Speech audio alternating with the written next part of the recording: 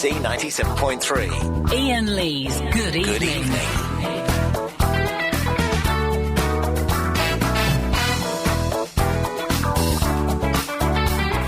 I like the mushy peas.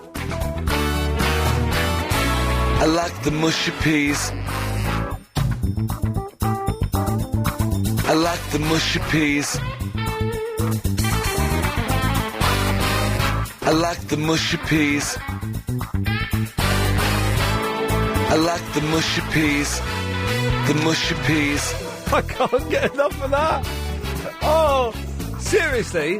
One more. Oh, God, you got it, baby. I like the mushy peas. I could listen to 3 hours of that. I like the mushy peas. He says every word incorrectly. Every word in that sentence is mispronounced. I like the mushy peas. It's peas is close. It's David Guest. He was on the Nightly News talking to Joe Parkinson, who's on Sunday morning, 10 till 1. I don't know. And she says to David Guest, who's famous, I think, for looking weird, so, what do you like in England? And he says, I like the mushy peas. I like the mushy peas. I like the mushy peas. I like the mushy peas. I like the mushy peas. I like the mushy peas. I like the mushy peas. I could do 3 hours of that. I won't, though. Oh, we've got some good stuff for you tonight. When I say we've got some good stuff, what I mean is we've got... I like the mushy peas. As many times as you want it, baby. 6, you're on the wireless. Hey, do you know, Agent Chris said about a couple of weeks ago he's going to put an old show from 2005 on LBC Plus. Oh, yeah, surely he's done that by now, hasn't he? I don't think so. Hang on a second, Chris. Have you put this old show from 2005 up? I like the mushy peas. It seems he hasn't done it. What?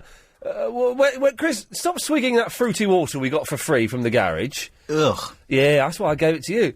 When are you going to sort this out? I'm going to send myself an email now. That's the only way I'll remember.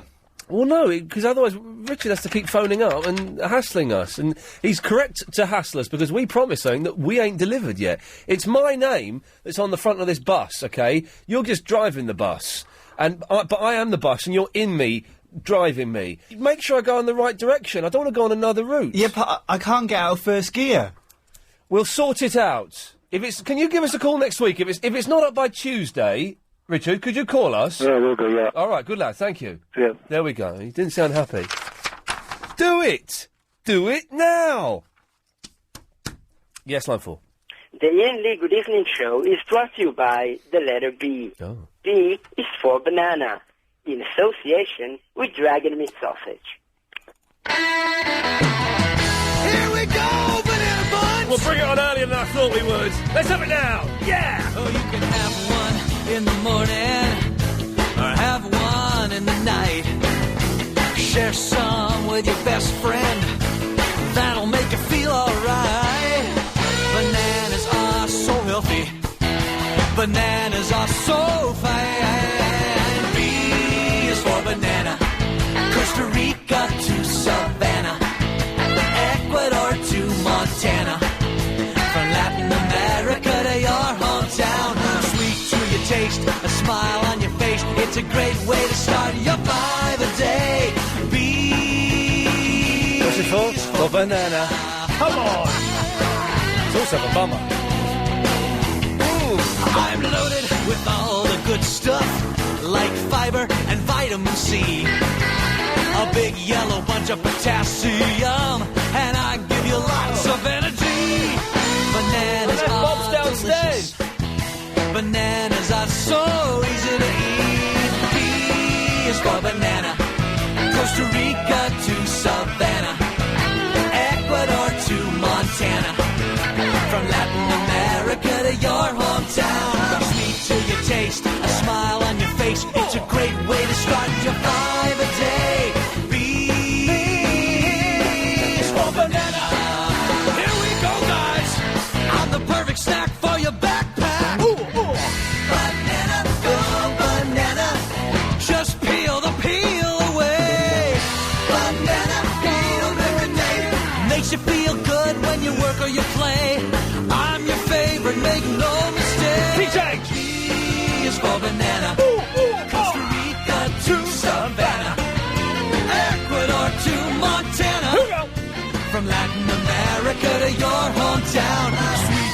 taste, a smile on your face. It's a great way to start your by the day. B is for banana.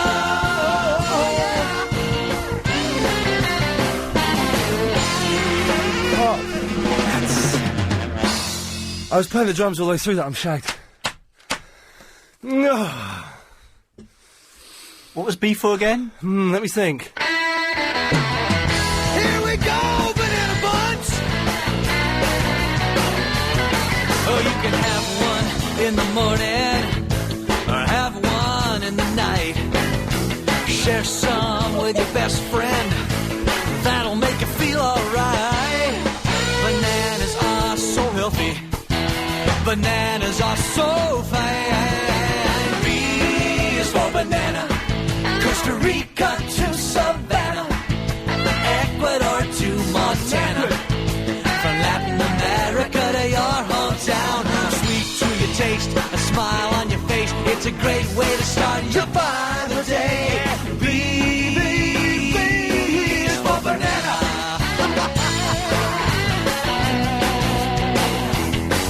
I'm loaded with all the good stuff, like fiber and vitamin C. A big yellow bunch of potassium, and I give you lots of energy. Bananas are delicious. Bananas are so easy to eat. They are very easy to eat. Costa Rica to Savannah, Ecuador to Montana, from Latin America to your hometown. Sweet to your taste, a smile on your face. It's a great way to start your by the day. Banana. Here we go, guys. I'm the perfect snack for your backpack. Banana, go banana. Just peel the peel away. Banana, peeled every day. Makes you feel good when you work or you play. I'm your favorite, make no mistake. Oh, please for banana. Costa Rica to Savannah, Ecuador to Montana, from Latin America to your hometown.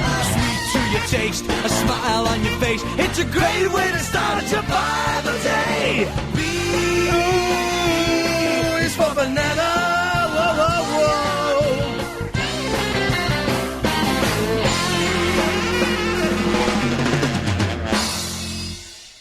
That's very, very jolly of you, boy.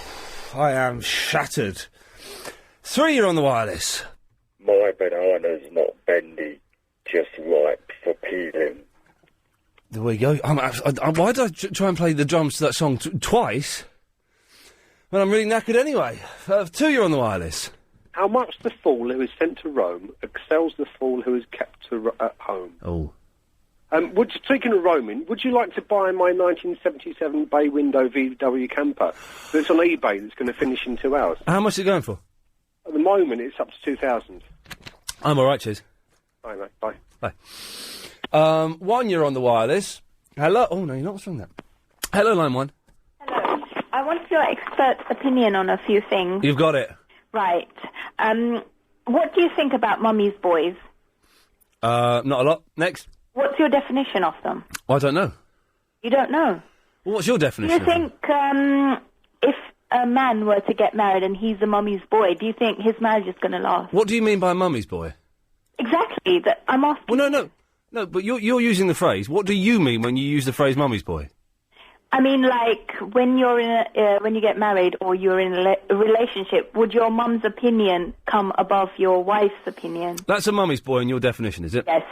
Well, then, if that's your definition of mummy's boy, and I think you're slightly wrong, Okay. then no, a marriage wouldn't last like that. Okay, are you a mummy's boy? No. You're not? No. So will you marry me? Well, now, your logic is skewed there. Why? Because you're assuming that because I'm not a mummy's boy, I would marry you. But you just said you would. No, I didn't say... marriage would last. No, I didn't... No. Let me just think about this for a second. I like the mushy peas. Yeah, no, I didn't say I'd marry you. Okay. What did you say then?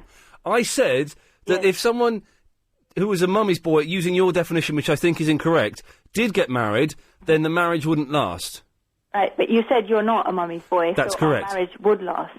No, it wouldn't, because you're a lunatic. What's your definition then of a mummy's boy? Well, I You think said mine is wrong. I think yours is wrong, and I think also the fact that you're hanging on the mummy's boy, that's not the stumbling block between us getting married as to whether or not I'm a mummy's boy.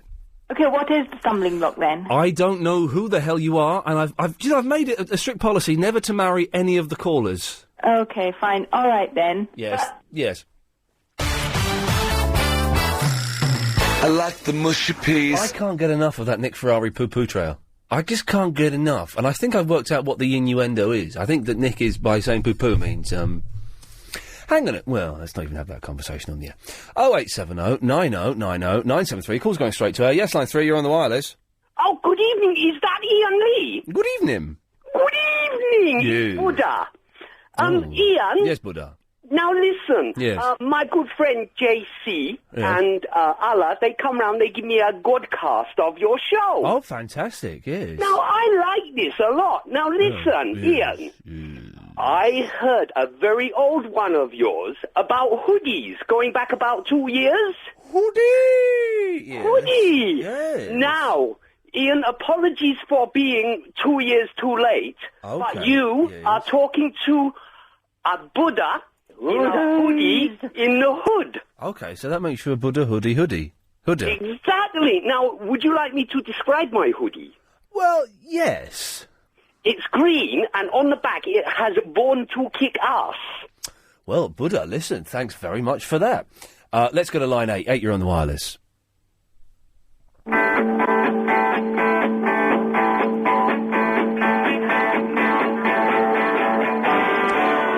Oh, it's Get Back, only coming through one speaker. I could have trouble working that out then. It sounded,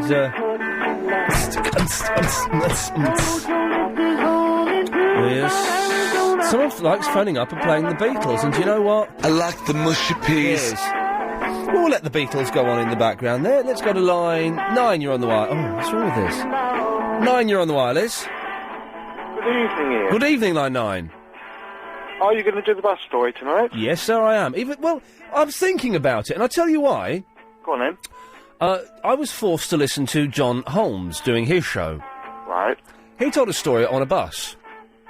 Yes, So it's rail replacement. Yeah, so it's going to look like I'm copying him now. Well, we've been waiting patiently, 3 days, and we're eager to hear it. Okay, so it's an amazing bus story. Okay, this is what we'll do for the next hour or so. What do you think the bus story is going to involve? The driver being a bit silly and you guys telling him off. Oh, well, if you know that, then there's no point in me telling it. Well, we'd like to hear the story, your version of it. Well, that's pretty much my version of it. All right, fair play. 4, you're on the wireless. I like the way you move. Bum, bum, bum, bum, bum, bum, bum, bum. I do move in an exceptional way. Has to be said. 4, you're on the wireless.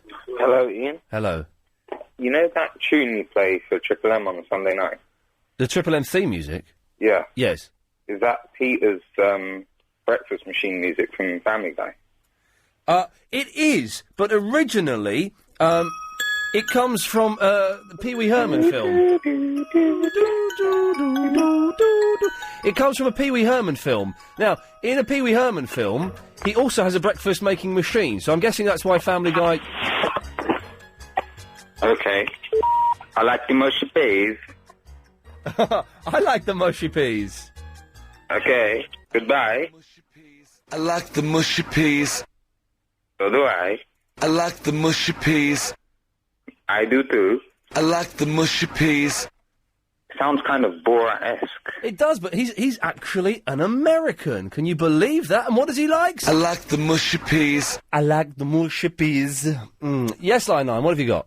I'd like to have a stab at what happened on the bus here. Okay, go for your life. I reckon some kids got on the bus, and I reckon they was acting up a little. Right. I reckon you jumped in and put a stop to their rowdy behaviour.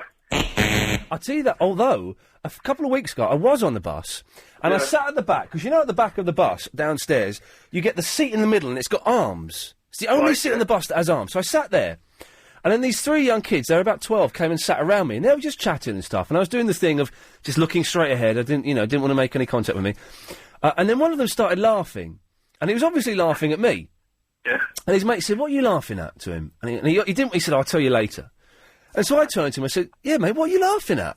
I like it, Ian. You have to get in there. I got in there. Nip it in the bud. I got in there, and we were chatting, and it turns out one of these kids was called Abdul, one was called Kevin, and one was called Fat Boy.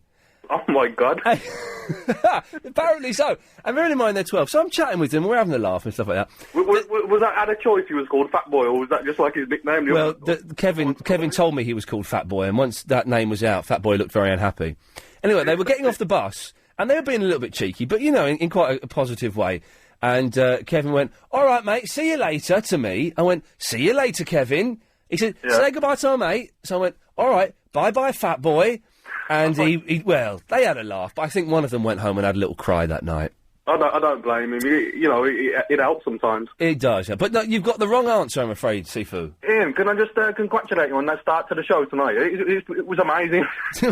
We played the beers. That banana song. If I was a boxer, I would now have that as my entrance music. Do you know what? Oh man. Okay, listen. You've got me on a mission. Well, some boxers do listen to this show because I've been invited to a boxing event and I bottled out of going.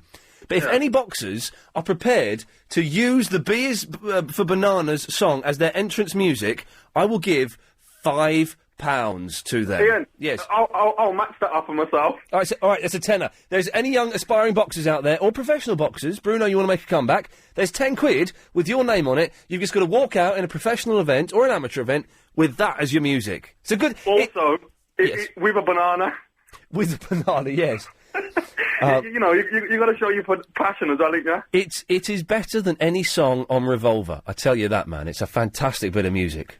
And the thing is, I've found some more songs by the same people, which the Broccoli song, including the lines, it's green and it looks like tiny trees. And it does. Ian, can we have that from Monday? We'll try. We'll have it for Tuesday, definitely. We'll have the Broccoli song.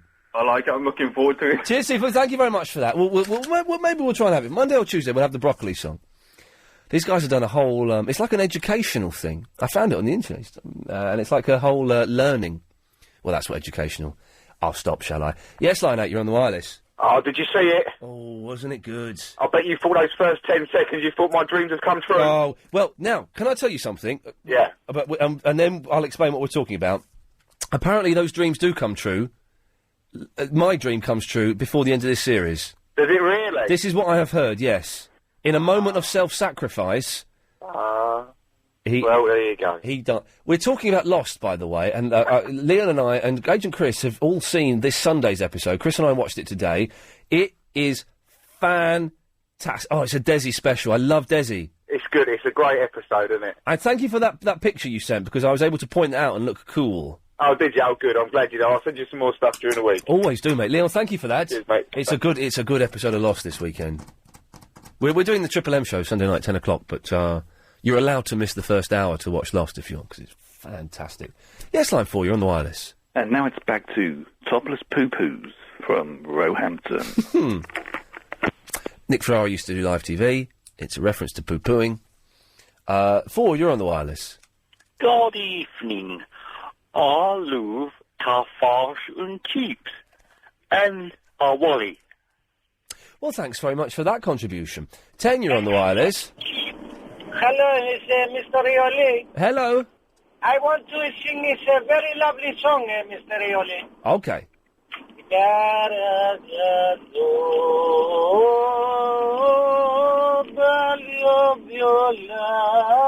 Stamattina mi son svegliato, oh bella ciao. Oh, one of them put the phone down and one of them just got cut off. Cool. Chris, I've made an executive decision. We'll do Triple M till 8 o'clock tonight, if that's all right. Yeah, I know. You told me earlier. I was pretending. I know. Yeah, I know. But the listener didn't. Oh. I was trying to convey an air of spontaneity that is lacking from this really stifled, false.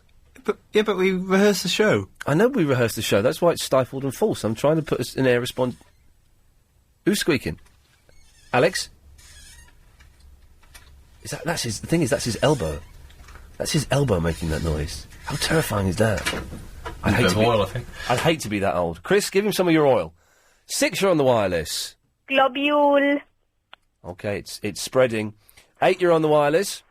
Hello there. Hello. Charlie, calling from Croydon. Hello, Charlie.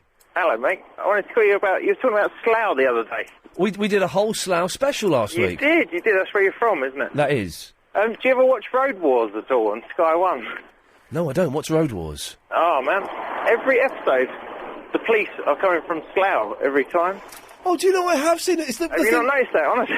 It's the thing where they follow the coppers around. Yeah, it's always from Slough Yeah, every time. There's a reason for that. It's a violent hellhole. But you grew up there and you're such a mature individual. Well, because such a good job. I got out of there when I was 18, 19. No, I was 19, and it's a good. You know, it is what it is, and it's all right. You've done well. Well, but, Charlie, listen. Thank you very much for that. Let's squeeze one more in if we can before the old ding dong. Line 10, you're on the wireless. Ian, what's the scores on the doors between you and Chris having the rows? Was it 2-1? Oh yes. In terms of punch-ups, it was 2-1 to me. Yeah, well, I did speak to Chris the other night, but obviously he didn't do the Cato on you. But I think he deserves a bit of a thrashing after letting out that it's all been rehearsed. Well, listen. Keep listening, and after the news, we will have what could potentially be the final bout in our best-of-5 wrestling matches. Rocky. I need you to be chanting, boys and girls, when Chris and I finally settle, once and for all, who, well, saying that, he could draw equal, and it could be 2-2. We'll find out more Triple M after the latest LBC News. So, we'd like you to know... 973. I like the mushy peas. I like the mushy peas. Can someone, Igor, Paulie, if you're still listening, you've probably grown out of this nonsense now. Guy, Magic Fingers, can someone sample this? I like the mushy peas. And make a brilliant pop record. Okay, here it is, exclusive. After 8 o'clock, it's round 4 in the Chris and Iain, I nearly said something that would get me the sack. Fight. Not fight. It's not fight, it's wrestling. It's just a play thing. It's a no play. violence. No violence at all, but we will be fighting to the death on this one. No. Chris and I have been having an ongoing wrestling match, best of 5. So far, it's 2-1 to me. Now, the rules are as follows. You have to pin someone, like proper wrestling, you have to pin their shoulders down, both shoulders down for the count of 3, or a technical knockout. Whichever happens first. After 8 o'clock, Chris and I will be having the 4th and potentially final bout of this. If I win this, I've won. Best of 5. To be 3-1. So that's good. Triple M for the next 30 minutes, though, just because it's Friday, it's the first day of summer, and everyone's feeling a little bit angsty. Line 8, you're on the wireless. Good evening. Oh, hang on, line 8, I have to put you on hold. Line 11, you're on the wireless. Oh, hello. I think I've got the wrong number. Okay. Who was that? Who is that? Dunno. Is that Lucy? Yeah. Oh, what do you mean you've got the wrong number? Well, because I didn't mean to ring to get on air. Well, you have... thing is, you have got the right number. I know, but then now I feel like an idiot. Well, no, there's no reason to. Have you dyed your hair? No. Oh, it looks nice. So, Lucy, Advice Boy, is the Psychic Show producer. Oh, she's coming up at 10 o'clock, isn't it? I believe... Lucy, are you coming up at 10 o'clock? Well, I'm coming into the studio at 10 o'clock, Okay. yeah. Well, maybe... Okay. And you're having trouble with a mini-disc, aren't you? I am, actually, yeah. Explain your problem to London. Well, I can't seem to get my Sony mini-disc to work in any of our mini-disc players. And the reason is? Because I believe it's in long play. Yeah. And only, as Alex pointed out, only Sony does the long play. What were you thinking of? What could be so important that you'd have to put it onto long play? Buy a new one. Do it. It's not my fault. What's on the mini-disc? It's a very important podcast for the Psychic Show. Now, speaking of podcasts, Lucy, I believe that Nick Abbott's have been muffed up the last couple of weeks. No, only one was. Was it? Are you sure it was only one? Yeah. I'd heard that 2 had been muffed up. 2? This is what I'd heard. Who said this? Some freak on Digital Spy. So. Oh. That's not true. Okay. Well, that's good. Anything else we can do? Oh, I assume you want to speak to Alex, do you? Who knows technical stuff? I did, but if he can't help me, then I won't. Well, Alex can speak to us now. Alex, is there anything we can do to help Lucy? We can go and have a look, see if... We can send him down, but I think it's technically more of a skive than a help. But I'm happy to allow him to come and help you for a few minutes. Very kind of you. Oh, well, thank you, Lucy. Only if you can spare him for a couple of seconds. Hey, what's happening on Sunday night? Monday night, psychic stand-up show. Oh, fantastic! Where and how do I get tickets for it? It's at the venue in Leicester Square. Yeah, and how do I get tickets for it? All you need to do is log on to the LBC website, lbc.co.uk. Okay, well that's if a punter wants to go. How do I get tickets for it? I get free ones, do I? Well, only if you're very good. We might be able to sneak you in the back door. Oh. I'm good. Lucy, I'm going to cut you off. I will not have filth like that. I do apologise to anyone who was offended by those outrageous comments. What potty mouth. Advice, boy. Hello. Can I commentate your fight? Can you come and take our fight? Yeah, commentate. No, you can't commentate our fight. What are you thinking of? We're going to play some appropriate music. Line 1, you're on the wireless. Hello, hi. Hi, hello. How you doing? I'm really good, actually. Really good. Is it? Yeah, it is. How? Fine. Oh, man, have you been to Tunisia, mate? Excuse me? Have you been to Tunisia? Have I been to Tunisia? No, I haven't. You should go there, mate. Okay, well, do you know what? I'll think about it. I don't want to go. 6, you're on the wireless. I like the black-eyed peas. Well, that's funny, because, as you know, I like the mushy peas. I like the garden peas. I like the mushy peas. I like the mushy peas, too. I like the mushy peas. It's the craze that's sweeping the nation. It's David Guest saying, I like the mushy peas. I want that. Chris, can we put that on the website as a ring? Oh, we probably couldn't, because it's his voice. Can you send that to me in an MP3 so I can have that as a ringtone? Yes. Because I've had Philip from South Norwood saying hoodie as my ringtone. It's when I get texts and emails for well over a year now. I think I'd like David Guest saying I like the mushy peas. Thank you. But actually do it. Don't be all lazy and say you do it, and then Richard has to phone up and diss you. Send yourself another email. Jeez, why don't you just do it? You're not doing anything now. Why don't you just do it instead of sending you an email saying send Iain mushy peas MP3? Just do it now. Okay, guys, I have to go downstairs and do it. And you're Saturday on your own. Line 2, you're on the wireless. Good evening, this is Pitcher Pitt with baseball news. In last night's action, it was Boston over Toronto 5-3, the Mets over Florida 11-3, and the Yankees over Cleveland 8-6. Tonight is Toronto against Baltimore, Atlanta against the Mets, and the Yankees against Boston. More news on Sunday night. Pass it on. Pass it on. Poor Lucy, she thought she'd actually dialed the number to come on as one of the mentals. She had dialed it. The two... Oh, you know, if I ever find out I'm getting the sack from here, they say, right, Iain, you know what, you're getting the sack, tomorrow's your last show, I'm giving out that XD number, and people can just call up. But before that, I need to find out what the XD number is, because no one trusts me enough to tell it to me. I don't even know what it is. Yes, you do, because you've called up on it, so don't. But you won't even tell it to me. Oh, line 7, you're on the wireless. Standard, Evening Standard Classified News. Don't forget, people, it's marathon weekend. The roads are closer in London, so watch where you're going. Hopefully we have more news next week. And one final question, where the hell have you been? Oh, I'll find out how to get on lately, Iain. Oh, I'm always listening, mate. Good lad, Standard Man. Have a good weekend. Thank you, bye, Iain. Bye-bye. What a nice fellow. Yes, line 2, you're on the wireless. Hello there. Hello. I saw Annette Crosby, you know, from One Foot in the Grave. Oh, she's the wife? Yeah, she was shopping in Wimbledon today. And do you remember on the buses? Yes, I do, yes. Do you remember Jack? It was Olive's husband. He was the... Olive was the one that had the glasses, was she? Yes, that's the one. And so Jack was the bald one, was he? I think he was the tall, thin one. Yeah, not the conductor on the bus. That one. Yes.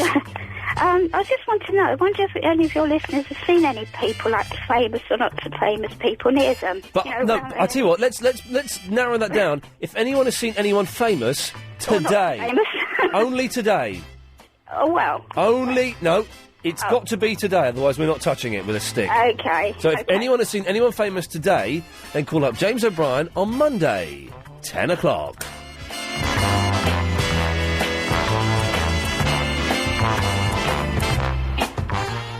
Let's go to line 10, you're on the wireless. I like the mushy peas. Ooh, whoa, I like the mushy peas. Oh, she put the phone down before I could cut her off. Well done, young lady. Yes, line 8, you're on the wireless.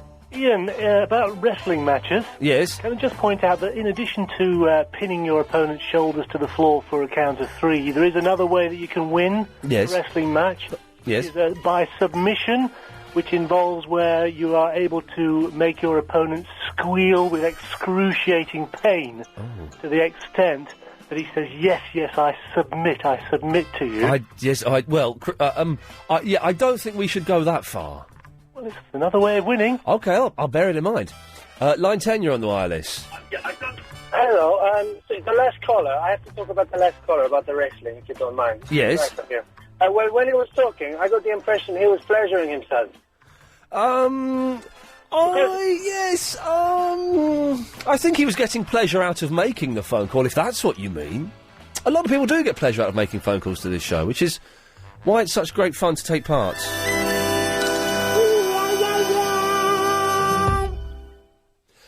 Line 1, you're on the wireless. Hey, fight. Now listen, I've got a quick question for you. Well, hang on a second. Chris has actually sent me the Mushy Peas ringtone. Okay, I've got a question though. Okay, well, you ask your question, young lady. Okay, thank you very much. You're welcome. What's the difference between a fact and a statistic? For example... What? For example, listen, they say it's statistically proven... Yes. I've been drinking. Yeah. Statistically proven that flying is the safest mode of transport. Right. But that has got to be based on fact, isn't it? Well, no, it's based on statistics. Yeah, but what are they based on? They're based on fact. Statistics are numbers. Yeah, based on fact. Well, no, statistics are numbers, though. Based on fact. Well, no, facts are based on statistics. Because statistically they say 1 in 3 people, blah, blah. But how do they know it's 1 in 3? What, bubba? What does bubba mean? I don't have no idea. 1 in 3 people, bubba? You don't know what blah, no, blah, blah. Oh, blah, blah. Yeah. You said bubba. You with me now? Right. No. So if it's based on blah, blah... What is based on blah, blah? Well, facts. Then that's the same as a statistic. It's the same thing. No, yeah, I haven't got a clue what you're talking about. What a great show we're having. It's only 7:45. 10, you're on the wireless. Right, Ash and AB's baby are getting married today. Do you think their marriage is going to last? These are the Bollywood couple, are they? Yeah, Yeah. I don't know. I'm not really that familiar with them, to be honest. because AB's baby is Mummy's boy. Oh. Well, what's your definition of a mummy's boy? I want to know what your definition is. You're not the same woman who called up earlier, are you? No, Because she was bonkers.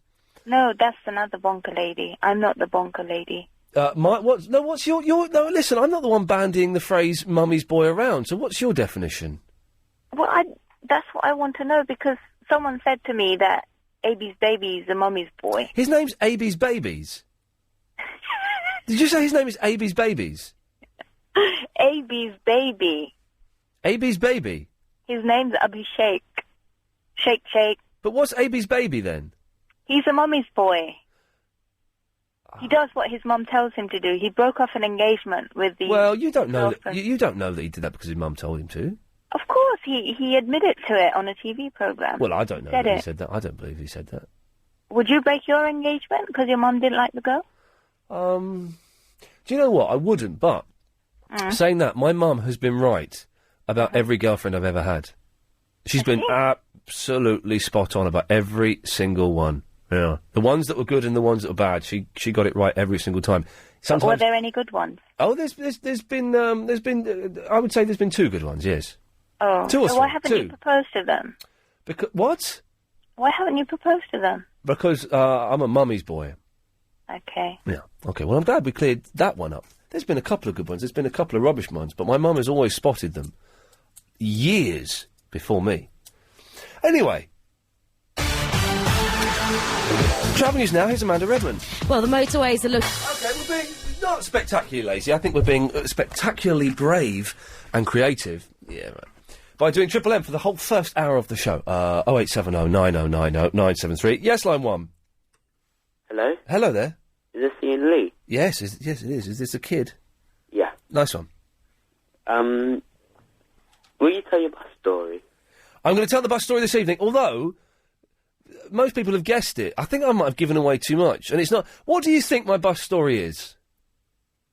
Well, I don't know, but... No, I have no idea. But something happened to me on a bus. What happened to you on a bus? The driver swore at me quite offensively. He offensively swore at you? Yeah. Why? What were you doing? Nothing. I put my oyster on that reader thing. Yeah. And then he, I was with my brother. Yeah. And he started swearing at me. Well, bus drivers are weird. I know. And I'm beginning to think that the majority of them are rude idiots. So, there are some really good ones, there are some brilliant ones, some really nice ones. But the majority of bus drivers in London are rude. Hey, do you know, were you listening the other day when I said my phone was broken? Yeah. Right. So you know my phone was broken. Right? BT phoned him up and said, "Oh, we'll send someone around Monday to fix it." And then a guy called Cos phoned up, who was a BT engineer, and he said, "Ian, I'll fix the phone for you tomorrow." I said, "All right, if you do it as a tenner, all right, I'll fix it." The next morning, I'm woken by a phone call at 8 o'clock, and I didn't get it. And then at 9 o'clock, the postman comes round, and he rang the doorbell because he had some parcels for me. I went down, got the parcels, and he went, "Oh, by the way, in your doorbell, there's this card here. I don't know if you want it, little card." It was from Cos, the BT engineer, and it said, "See, I told you I could fix it." Excited, I rushed to the telephone. The phone was fixed! How? Well, I don't know. He then sent me an email saying, "Oh, what it was, there was a problem about 6 streets down from you. I went and sorted that out on my way to work." Now, I don't understand how someone could... It obviously didn't take him very long, and how did he know what the problem was, where the problem was, and where I lived? That is freaky, isn't it? He set you up on purpose. He set me up on purpose. He could have done. Could have done. I need to send that to my Yahoo, which is my real email. Maybe, do you know what, maybe one day I'll give that email address out, 'cause that's I'm the having real... my banana. Any chance of the banana song to help me eat it? Oh, you dirty, dirty... Send the other one. I sent the other one. Okay. And, the other one. Here we go, banana bunch! Oh, you can have one in the morning. No. My banana's downstairs. Chris, got a banana downstairs. Bob's banana. Bob gave me his banana. Oh, you left it downstairs? Yeah. Oh, that's annoying. Well, no, it is annoying. I was wondering if how I could get it. Oh, we could get Lucy to bring it up. Yeah, Luz, can you bring my banana up? Thanks. Why are you shouting? Because she's down. Oh, she's downstairs. Because they've got speakers. I don't need to. Yeah. Luz, get my banana. Line 2, you're on the wireless. Oh, hello, Ian. Hello there. How you doing, mate? I'm good, actually. I noticed that we've got quite a lot of northern callers. Obviously, the advent of DAB and Sky. We have got a few northern callers. I thought perhaps we ought to up the Lone Ranger thing. We ought to what, sorry? Update the Lone Ranger quantum jump. Oh, yeah, hang on a second, let me find it, because for those who don't know, you're talking about, not that one, you're talking about this. How are you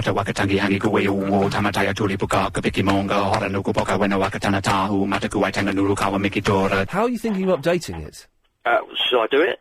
Please do. Okay. Oh, hang on, can we record this? Yes. We're recording, away you go.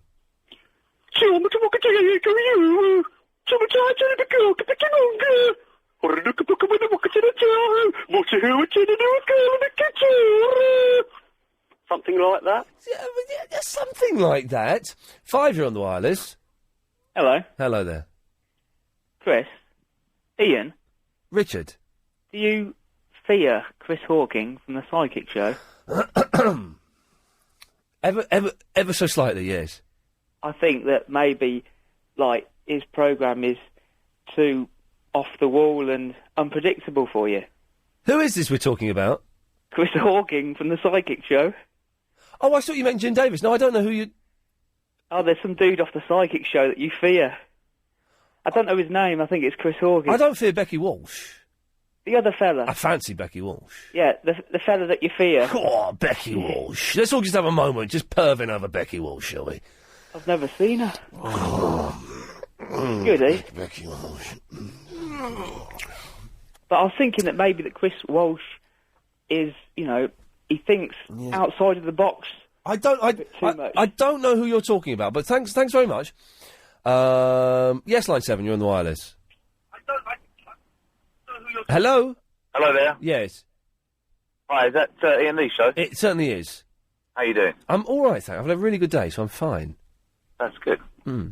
What we've been up to today, then? I watched this week's episode of Lost. Have you been watching Heroes? Yes, I have. I've not seen the last episode, although someone's told me what happens in it. But yes, I'm on episode 9, I think. So you're a big fan of it, yeah? I love it. And then this morning I went to the gym and saw my personal trainer for the first time in about 2 months, and it flipping hurt. It was 3 points. I said, "I've got to stop, Luke. I'm about to puke up." And he stopped for a whole 45 seconds each time. So thanks very much for that. Didn't you go out at all in London today? What? Didn't you go out? No. At all in London? I went and did. I did that. I went and got a haircut actually, but then I went straight from the haircut to the Lost thing. So Yeah. wasn't. Was the haircut in town? It was in Soho, but I wasn't there very long. Why? Ian, mate. I was just asking. Ian. Okay. Yes. By the way, chap, I saw you last night at the MCV Awards. Very fun indeed. Oh, it was all right, wasn't it? In the end. I felt sorry for Al Murray, to be honest. Oh, did he? Well, I didn't stick around. Did he struggle? Well, because everybody just kept making noise and he couldn't, or he had no one's attention. We were all at the front, but everybody at the back it was just a bit of a nightmare for him. Don't feel too sorry for him. He would have made about 20 grand probably. He would have made thousands of pounds, definitely. Can I just say, I was on nothing like that. But yeah, that bloke from HMV was weird, wasn't he? What, Tim Ellis? Is that who he is? Yeah. He's a weird fella. This fella, very quickly, I hosted some awards last night, and I hosted the same awards last year, and this dude from HMV came up, and he swore at me, but it was all a bit weird and a bit tense. And then he came up and he sort of did it again last night. It was really weird. He was staring me out. Freak. I think he might have had a few too many. Well, yes, I know, but both nights. Last night he just kept staring at me. I got a little bit scared. Anyway, I'm glad you enjoyed it, mate. I've got to go. Thanks for that. Take care. Good lad. There we go. Good evening. I like the mushy peas. Okay, last few minutes of Triple M, then it's all back to normal. Yes, line 2, you're on the wireless.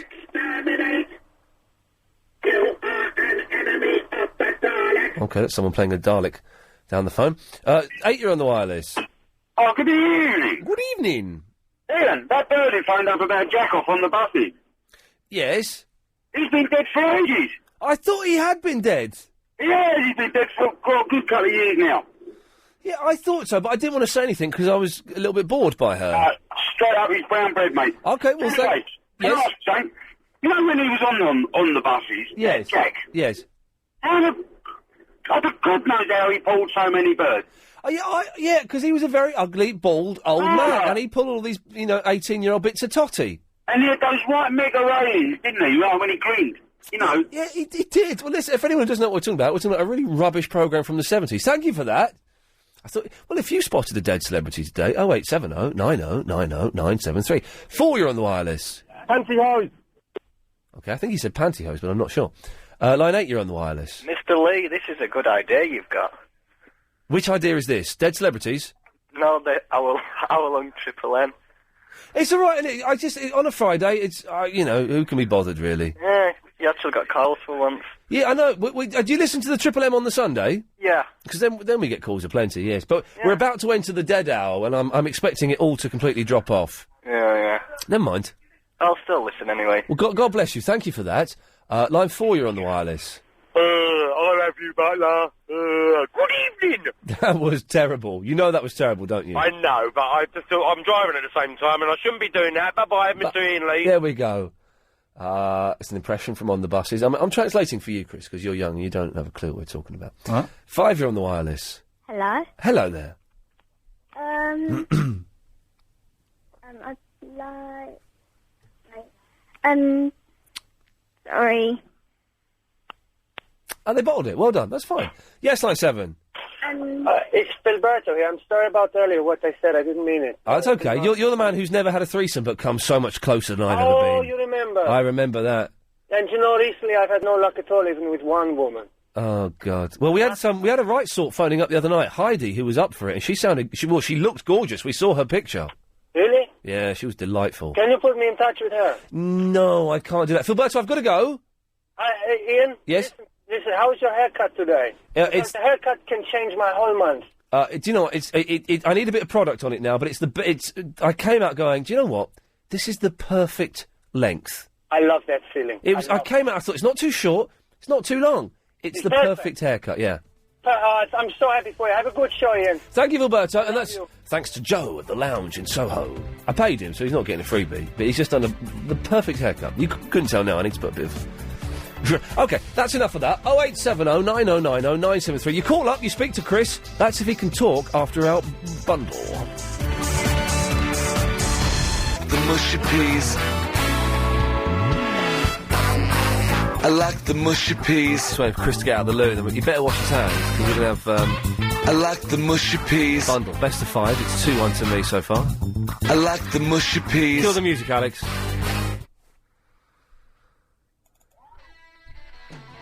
You're doing it in here?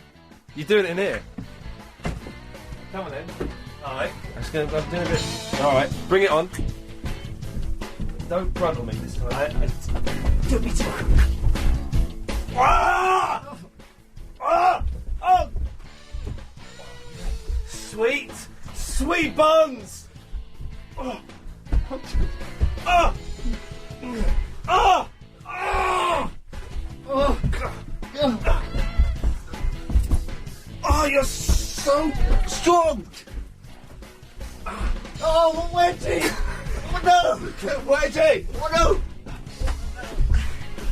A wedgie isn't a move! A wedgie is allowed in WWE. I don't know what that is! Oh, my neck! You've broken my neck! You've actually broken my neck! You've broken my neck! Time out, you've broken my neck! No! It's not broken. Ah! Ah! Ah! God! Get down! Ah! No! No! Oh, get that out of my face! You like it?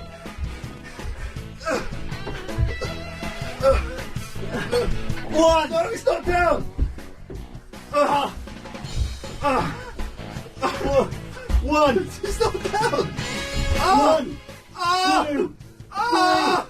Yes! Let go of me then! Whoa! Jeez! You're gonna kill me! Got you, man! So, good fight, man. It's a good fight. Good fight. Alrighty! We got ourselves a final! Oh, I ripped my arm.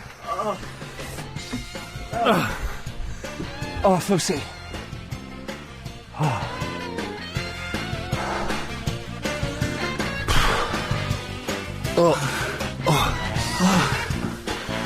You're good at getting me down. Huh? Once I'm down, I can't get up. I noticed. But I managed to get up last time you were on top of me. You were trying to cheat as well. Oh, where was the cheating? Oh, I've broken my neck. Yeah, the bin man was watching it. Good lad, he was loving it. I managed to get down. When I was down last time, I managed to get up. I nearly got you off. I couldn't get you off today. You couldn't pull me off at all. The bin dude was watching it next door. You can't throw out false statements like I've broken my neck, though. I thought I had broken my neck. That was not. And also, well, in that case, what you can't do is you can't smash my shoulders down so that the tip of my back is on the leg of a chair. That's cheating. But I'll let you have that fight. Hey, if there's obstacles in the way, I can't help that. But no. But you shouldn't. We should have had a timeout and moved to the centre of the arena. I got you off that chair leg. It's 2-2. I know. The decider next week. Jessica's in Sheffield. Hello, Jessica. Yeah, hello, Ian. I got a shaky right arm now. Well, I'm not surprised. Did you listen to last night's show? Nick Abbott, no, I was working, I missed it. Well, I mean, Chris was so full of himself. I mean, just there you've made him seem like a muppet, obviously. Well, he beat me, so he's... Why, what was he doing last night? He was bragging away and chatting away and pontificating at length about stuff. Oh, God, he doesn't even know what pontification is, so... It was almost his show. It was a mucky show? Well, no, it wasn't a mucky show, but I think Chris kind of wanted to co-host it with Nick. Oh, he does that. He gets ideas above his station. We'll have none of that. I think he thought he didn't dare risk it with you, but with Nick. I'm knackered. Now you've kind of been bulked to a pump. Yeah, well, he's done my arm in. Look what you've done there. It's all raw. You know that guy that was on before? Which one? He was having a bit of a go at the Northerners. Oh, yes, he was, yes. Yeah, it doesn't take much to get me going on this kind of thing, but he was a bit rude, wasn't he? Do you know what? I wasn't really listening. He sounded like an idiot. He did, didn't he? But what's your comeback to him, Jessica? Get lost. Well, you can't argue with that. No. Jessica, I love having you and all of your kinfolk on the show. I bet you do. Of course I do. It's nice. There's no publicity up in the north about LBC at all. I've told a few people, I've said to a few people, tune in, and one person did, and, well, they did... Hang on a minute. Turn that mic up. What are you saying to the bin man, Chris? Huh? What are you saying to the bin man? Nothing. What are you saying? Nothing. He's got something to tell you when he comes in. Oh, I look forward to hearing it. Is he coming in now? Once he's changed my bin, he'll change yours. Just wait a second, Jessica. I want to see what this bin man's got to say to me. Here we go. Here he comes. You all right? Yeah, I'm fine. I believe you got something to say to me. He's not saying anything, Chris, which makes me think that you've been bullying our bin men. I would never bully our bin man. But you've been our bully man. Huh? Did you see him cheating? Hey, you've had a haircut too. I've had a haircut. You've had a haircut. High five. Yeah, haircuts. Don't high five a loser. He high fived me, mate. Jessica, sorry. It's all right. I'm just a little bit full of boyish exuberance this evening. I'm going to go and have a haircut in the morning. It's haircuts when you come out and you think that's a perfect haircut. Yeah. Cheers, man. Have a good weekend. Bye bye. It's a good feeling. It is a lovely feeling. I mean, I'm just going to have a couple of inches off and a blow dry, and it'll be lovely, I'm sure. Yeah, it's nice. It's nice. It's very nice. The hairdressers I was in, he's got some new staff, and I had my hair washed by this girl, and it was like the first time that she'd done it. And so the boss was there watching her and making sure that she did it properly. And I thought that was quite exciting. She was a very nice girl. It was a little bit cold, but I didn't say anything. When she said, "Is that all right?" I went, "Oh yes, it's lovely, nice and warm," but it was a bit cold. But she did an excellent job. So what kind of haircut have you got now? Because your hair was getting a bit long, wasn't it? I was growing it a bit, then I had it cut short. It's just kind of, short and a little bit, bedhead styly. Lovely. Yes, I'd like a tea and a banana, please, Chris. Good lad. Yes, and it looks kind of nice, so, Okay, well, I mean, just watch Chris, because yeah. I think he's trying to take over. Right, Jessica, thank you for the warning. Welcome. Have a good evening. Okay. And I being polite all of a sudden, I don't quite know where that's come from. Dave! Oh, Sam, how you doing? I'm good. Good. I haven't spoken to you for ages. Oh, it would seem that way. Why have you called in now? I don't know, you didn't have any subjects, did you? And I thought, well, I haven't spoken to you, so we could start something off. I tell you what I saw today. Yeah, go on. I was in town, but I wasn't in town for long. I just went to get my hair cut, then watch Lost. And I saw a girl. She was 9 years old. She was walking along... She was about 9 years old, walking along with her mum. She had an AC/DC T-shirt on, which I thought was pretty cool. Nah. But, this is the thing, she was kitted out like, Ozzy Osbourne. She had the dye black straight hair with the centre parting, the same, sort of round sunglasses he wears, was all dressed in sort of flowing black stuff, and she was obviously a metaler at the she was about 9 or 10. She might have been cloned. She might be an Ozzy Like Mini-Me. Yeah, it could be. She did look like... I thought... And for a second I thought, that's a bit sad. And I thought, no, it's not sad. That's brilliant. That She didn't have any bat hanging out of her mouth, did she? There was no bat, no. But at that young age, she's prepared and quite capable of expressing herself by copying a 60-year-old drug abuser. That's fair play, because I used to copy Keith Moon. Yeah, well, there you go, you see. Hang on, those are two of the coolest men in the world, and they used to abuse... No, it can't be right. Never mind. Keith Moon's a legend. Keith Moon, fantastic. But it's always the good die young, didn't they? Yeah, well, do they always... Well, yeah. That's what they say. That's what they say, and it seems to be, Oh, I tell you, talk about the good dying young. Yeah. I see what I bought today. I bought Bruce Lee, Fist of Fury, 2-disc, double edition, £4. Big Boss. I'm not into it now. When you look at it now, it's a bit... I know, outdated now, isn't it? It doesn't stand the test of time. Although, saying that, next weekend I'm going to go and see Way of the Dragon and Fist of Fury at the Double bill? Yeah, no, one's on a Saturday, one's on a Sunday. At the British Film Institute are doing like a Chinese film season. And I used to love Bruce Lee. And Way of the Dragon isn't a very good film, actually, but Fist of Fury is the best Bruce Lee film, I think. I'll tell you what, who'd have been played a good part in one of Bruce Lee's films? Yeah. Stephen Burkoff, if they was the same sort of era. It was possible, yeah, could be. I tell you... Well, he's not, but he would have been good, a right good baddie, because he plays a great baddie, doesn't he? It would have been great if Bruce Lee had lived and made some more films in America, because it would have been... I tell you what, and I went in there and I bought a Korean horror film as well, because it's £8. You sure it was a horror film? Well, it's like a sort of gangster film. Oh, cool. And I went in there, and the fella behind the counter said, and this I don't mean this in any way to sound tasteless or senseless at all, this is just what was said to me. Fine by me. The fella said, since that shooting in that college in America, the sale of Korean horror films, particularly Old Boy, which is what this guy is being compared with, have shot up incredibly. Well, I can well believe that, because do you remember that Hungerford massacre?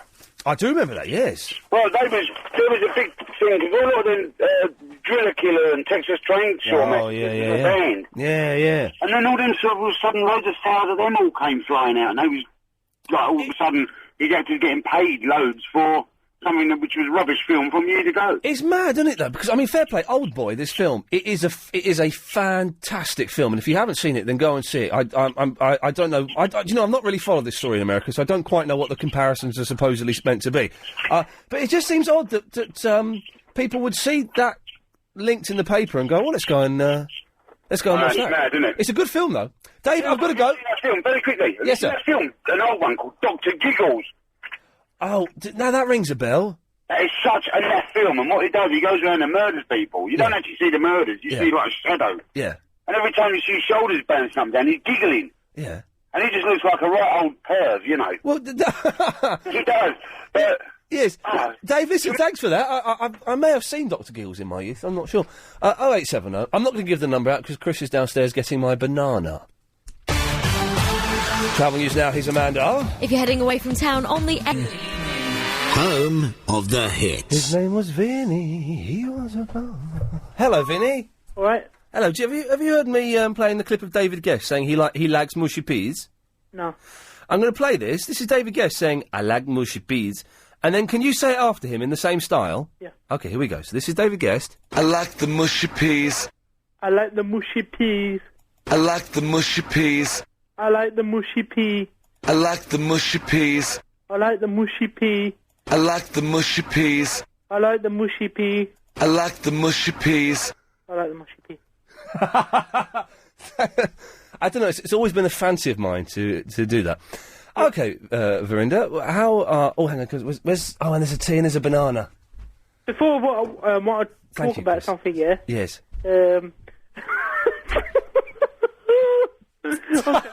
What was that? Nothing. What's going on? Someone's coming into my room. And what is it? Some naked man with a hot dog? No. Well, that calms you down. Why? Okay, who's coming to your room?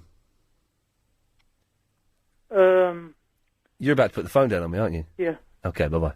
Bye. What happened there? How messed up was that? We'll leave that line open because his line's not... Vinny, your line's not actually dead yet, so you can pick up the phone anytime you want. Meanwhile, let's go to Hannah in the Harpenden. Hi, I'm on now. Hi. You're on now. Hi. Hi, how are you? Good. Slightly humiliated. Why? Because Chris beat me in a fight. Oh. Bundle. It was not a fight, bundle. Yeah, I know. My friends had an absolutely massive fight today. We were just in the park and they just started picking on my friend. Yeah. It was really cruel. Yeah, it's not nice. It's not nice. No, I know. And now they're all at home this evening, so I'm stuck in on my own, and I'm watching... You're doing what on your own? I'm stuck in on my own. Stuck in on your own, okay. Well, Yeah, I'm at my house, completely on my own. Yeah. Because everyone decided they want to stay in, blah, blah, blah. Blah, and blah, I'm blah. watching, like, a house hunting programme. I feel so middle-aged. Oh, do you know what? I've missed blooming Property Ladder again this week. Why would you do that? I love Property Ladder, and more importantly, I love Sarah Beanie. Do you? Yeah. It's good. Is she bum chicka wow wow? She's bum chicka wow wow, yes. She's not really, though. She's been pregnant so many times. That can't be attractive. But she's one hell of a woman. What, just because she can property hunt? No, it's Property Ladder, get it right. Well, no, but she hunts for property. No, she doesn't hunt for property. The people... Well, no, but she has to hunt for the property in order to put it on the show. No, she doesn't. Yes, she does. The researchers do that. Oh. She does no hunting whatsoever. She's helping people climb a ladder, a property ladder. Yeah, okay, right, fine. Well, someone's got to find the house in the first place. Well, the people who buy the houses find the houses, but we don't see that bit. That's irrelevant. No, but okay. Well, the people that run the show have got to find the house. Well, they put an ad in, like, local papers and Time Out magazine and stuff like that. Yeah, someone down my road was on a renovation house show. But was it Property Ladder? No. Because that's the only one worth watching. No, Grand Designs. Oh, that's that guy. Is that the one with the guy? It's a really poncy guy. He's quite poncy. I don't like him.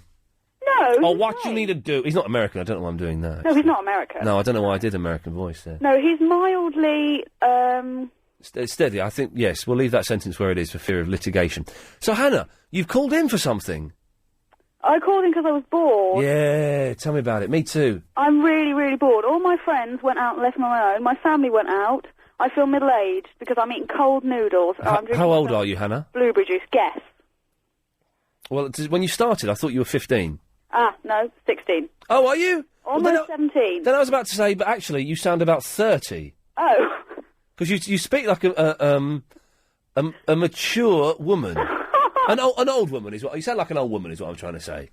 That's really embarrassing. Well, don't be embarrassed by it. Get used to it. You've got that for the rest of your life. Yeah, I know. People do say I'm very middle-aged. Yeah, well, you know, you're in on a Friday night eating cold noodles. Yeah. What do 16-year-olds do on a Friday night, apart from, you know, when they're out? They go out to the pub, go out for a meal. Excuse me? You go out for a meal? Yeah. At the age of 16? Yeah. And at Burger King's? No, like a decent restaurant. You're 16? Yeah. And you go to restaurants? Yeah.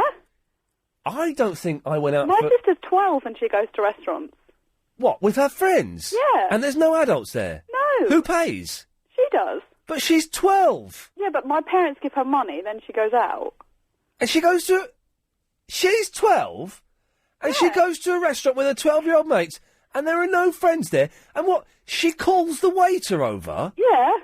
No! Yes. That's wrong on just so many levels. Right, what are the different levels? Do you know, as I was saying that, I thought this old woman is going to ask me what the different levels are. Okay. Well, 12-year-olds... I'm genuinely not an old woman. I'm genuinely 16. 12-year-olds, when I've been in restaurants, they just spend all their time running around the tables, getting between your legs. No, but these 12-year-olds are cool 12-year-olds. They wear dresses. They go out in high heels and stuff. No. Yeah. I bet she's about 40. I bet your 12-year-old sister's about 40 as well. No, she's not. Well, what a weird family. It's not very weird, no. I can give you my life story if you want. It's quite weird. It wouldn't take long, would it? I mean, it's less than half the length of mine. No, it would be quite long. I've had a lot of things happen to me. Probably best not to. Really? Ever smoked a cigar? I did once, There actually, we at my prom. I didn't like it. No, I had a cigar a couple of times. And they're rank, really. Chris, you like a good cigar, don't you? Yeah. When I say good cigar, I don't mean Hamlet. I mean like a proper... Havana. Yeah. Not saying the Hamlets aren't good cigars, by the way. Of course, they're excellent cigars, but I mean a proper I juicy... swear you're not allowed to talk about brands on the radio. Of course you are. Really? As long as you're not... as long as I'm not slagging stuff off... Oh, right. Well, can I big up Summerfield, then? Why? Because I work there. Well, you can, but then what's the point? You're not going to get any extra... You get no credit No, for... I'm not doing it for my own benefit. I'm doing it for the benefit of other people because Summerfield's got such great deals. We want to benefit the rest of the community. Okay, well, okay. Well, now we are entering a slight area where you're kind of doing a free advert for Summerfield, which is different to mentioning Summerfields. Undue prominence. Undue prominence. Thank you, Chris. That was the phrase. Okay. Well, I take that back then. Well, it's too late. You've said it now. Well, I would like to take it back. Okay. Well, right. Supposing I went to a shop Yeah. and I bought a telly. Yes. And I got the telly, and I thought, I don't want the telly. Right. So I took it back to the shop. It's all just supposition and guesswork. Okay. I took the telly back, and they said, "Oh, I tell you what, sir, we'll refund you the money." That was nice of them. Well, I say thank you very much. So I checked my bank statement a couple of weeks later, and they've refunded me the money Yeah. twice. Yes, I'm not saying this has happened. Really? I'm not saying it's happened because it hasn't happened. I'm just saying What would be the legal ramification? I'm asking the 16-year-old what the legal ramifications. I know what that means. That patronising. I'm not saying you don't know what it means. I'm saying I bet you don't know the flipping answer. Well, I'm not entirely sure. Right. But it would depend on what your action was. Okay. And if you didn't tell them that you'd been doubly refunded, and they found out, they'd then probably take the money off you. Okay. Well, yeah. Okay. That would be acceptable because I'm. At what point? And this hasn't. This hasn't happened. This is just in case it happens in the future. Okay. At what point? After how long a time would that money become my money? Well, probably never. Not my money. It's not me, actually. No, sorry, it's not me. It's my mum. Not my mum. It's the bloke It's the bloke next door. Okay. Who I'm going to pretend is called Tony. Okay. He's not. So after how long? Because this hasn't happened to me. I'm sure it never will. After how long would that be Tony's money, the bloke next door? I don't think it would ever be his money. Ever. So, like, in 20 years' time, Dixon's, Comet, wherever it may be, could come back and say, yes, Mr. Tony, that money, let's say it's £500 that we reimbursed you with twice, we want half of that back now. Yeah. In 20 years' time. Yeah, I think it'll be fine. You'd be 36. He still owes them £500. You'd be 36 when that happens. Yes, I would. Okay. It doesn't really make a difference of your age, though. I'm going to be 34 in under 2 months' time. What are you doing for your birthday? Absolutely nothing. Why? Because it's a miserable, awful, empty experience. No, birthdays are great. No, they're great when you're 15, 16, 17. They're great birthdays. 34? Hell. Why don't you go backwards? I'm still trying to perfect the technique of doing that. You've got to walk backwards for your whole life. Okay. And then you go backwards in time, trust. Okay, well, I'll get Chris to try it for me. Hannah, I've got to go. That's fine. Oh, you sound all miserable all of a sudden. No, it's all right. Oh, I've cut you off. Christine. Hello. Hello, Christine. Hello. I can't believe you were just talking about Old Boy. Because I was going to call you about it, but then I thought, oh no, it might be a bit too, like, current affair-y, talking about the news and the shootings. And Well, I've not really seen what the connection. Apparently, there's two of the pictures of him are supposedly stills from the film. Well, there's one where he's got a gun to his head. Yeah. And, well... One with a hammer. And one with a hammer. I've seen, I've got... Well, I don't know. But it's a good film, anyway. I'm not... Have you seen it? Yeah, I saw it. Yeah, I saw it a long time really ago, good. and I think I've lent it to someone, and he's not giving it back to me because I want to see it because it's brilliant. Oh, I'll lend it to you. Dave, if you're listening, I want my Old Boy back, please. Anyway, I don't like. They're saying in the newspapers it's a film about a sort of ordinary businessman who goes on a rampage, but it's not. No, it's about a bloke who's been put in solitary confinement for 20 years and then goes on a rampage, isn't it? It's all the violence in it is entirely justified. I thought. Well, yes. I mean, it is incredibly violent and horrific, Yeah. but it's about a bloke that's been locked up for 20 years with no explanation, and he's given 5 days or something to find out what's going on. Yeah. It is a really violent film, but it's horrible. justified, I think. I don't think it's just about someone that goes on a rampage for no reason. Christine, I've got to go, but, thank you for that. Tired of... I like the mushy peas. It's time for Richard. Hello, Ian. Hello, Richard. I believe that the naked chef is a lonely chef. I believe that Jamie Oliver has no genuine friends. Stay there a second. Nigel, say something. Yes, hello. Okay, this meter is working. Yeah, carry on, Richard. Yeah, if you look at the kind of stage-managed social situations Jamie presents himself in... Where? When? On his various cookery exposés. Do you know why they're stage managed? Because he's trying to make himself appear more interesting, hip, and down with the kids. Do you know why they're stage managed? There is an answer to that question. Yeah? Do you know why they're stage managed? Well, I have my I'll tell you the answer. Doubts. I'll tell you the answer. Because they are television shows. And all his friends are actors. No, they're television shows, and when you make TV shows, they are almost literally stage managed. Well, I've done some research on this. Okay, Richard. I don't just shoot my mouth off. No, no, good for you. His would-be missus, Yes. it appears, tracked her down on the internet. Yes. She's a model. Right. And I believe that he gets his friends from Yes. the same agency Yes. that he got her from. Okay. And that tells you all you need to know, I think. Well, Richard, thanks very much for that insight. Is Superman Redemption any good? I've not watched it yet. Where'd you get it from? A bloke called Lino, who normally sends me adult images on a Sunday night, sent it to me. So it's not commercially available then? No, it's a hookie. Oh dear. You can download it off the internet. All right. A fan has done it.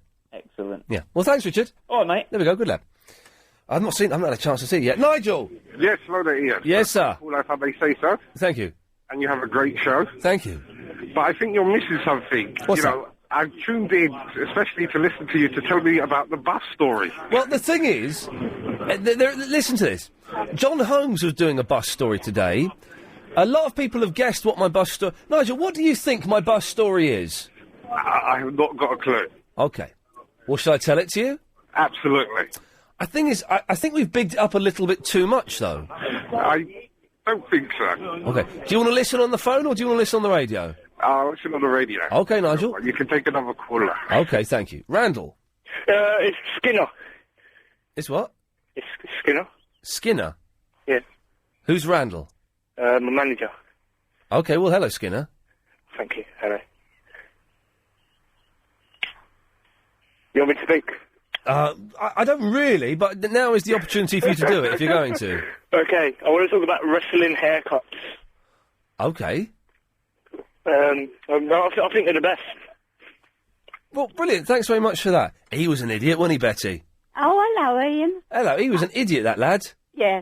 You weren't on last night. It was Nick. Nick Abbott, yes. Yeah. Well, one of the listeners rang in. Yeah. Chris can't remember it. Right. And said that, you know the new £20 note? Oh. That if they had two A's on, they're worth £40. So I went through all mine. Yeah. I've got lots of ABs and ADs. Yeah. And I've got two with AA on. And Chris can't remember it. I would suspect, Betty, Yeah. if someone did say that, it was a wind-up. Oh, do you? I would have thought so. Now, I don't know for sure, No. but I would have thought it was a wind-up. Yeah. Yeah. That's what I remember a long time ago, Clive Bull was saying that certain 1p's were worth 3p if they had a certain picture. In fact, no, I might have said that actually. That some 1p's were worth 3p if they had certain images on them. Yeah, well, you remember when King Edward VIII abdicated? No, I'm only you 34 weren't years born old. then. Yes.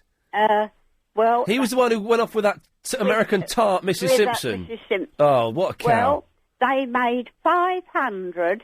They used to have 3 threepenny piece little like hexagons. She had 3 threepenny bits. 3, threepenny bits. She had 3 threepenny bits. No, they only minted 500. Oh, okay. I thought you meant her threepenny Well, bits. I had one, and Yeah. I put it in a purse. Yeah.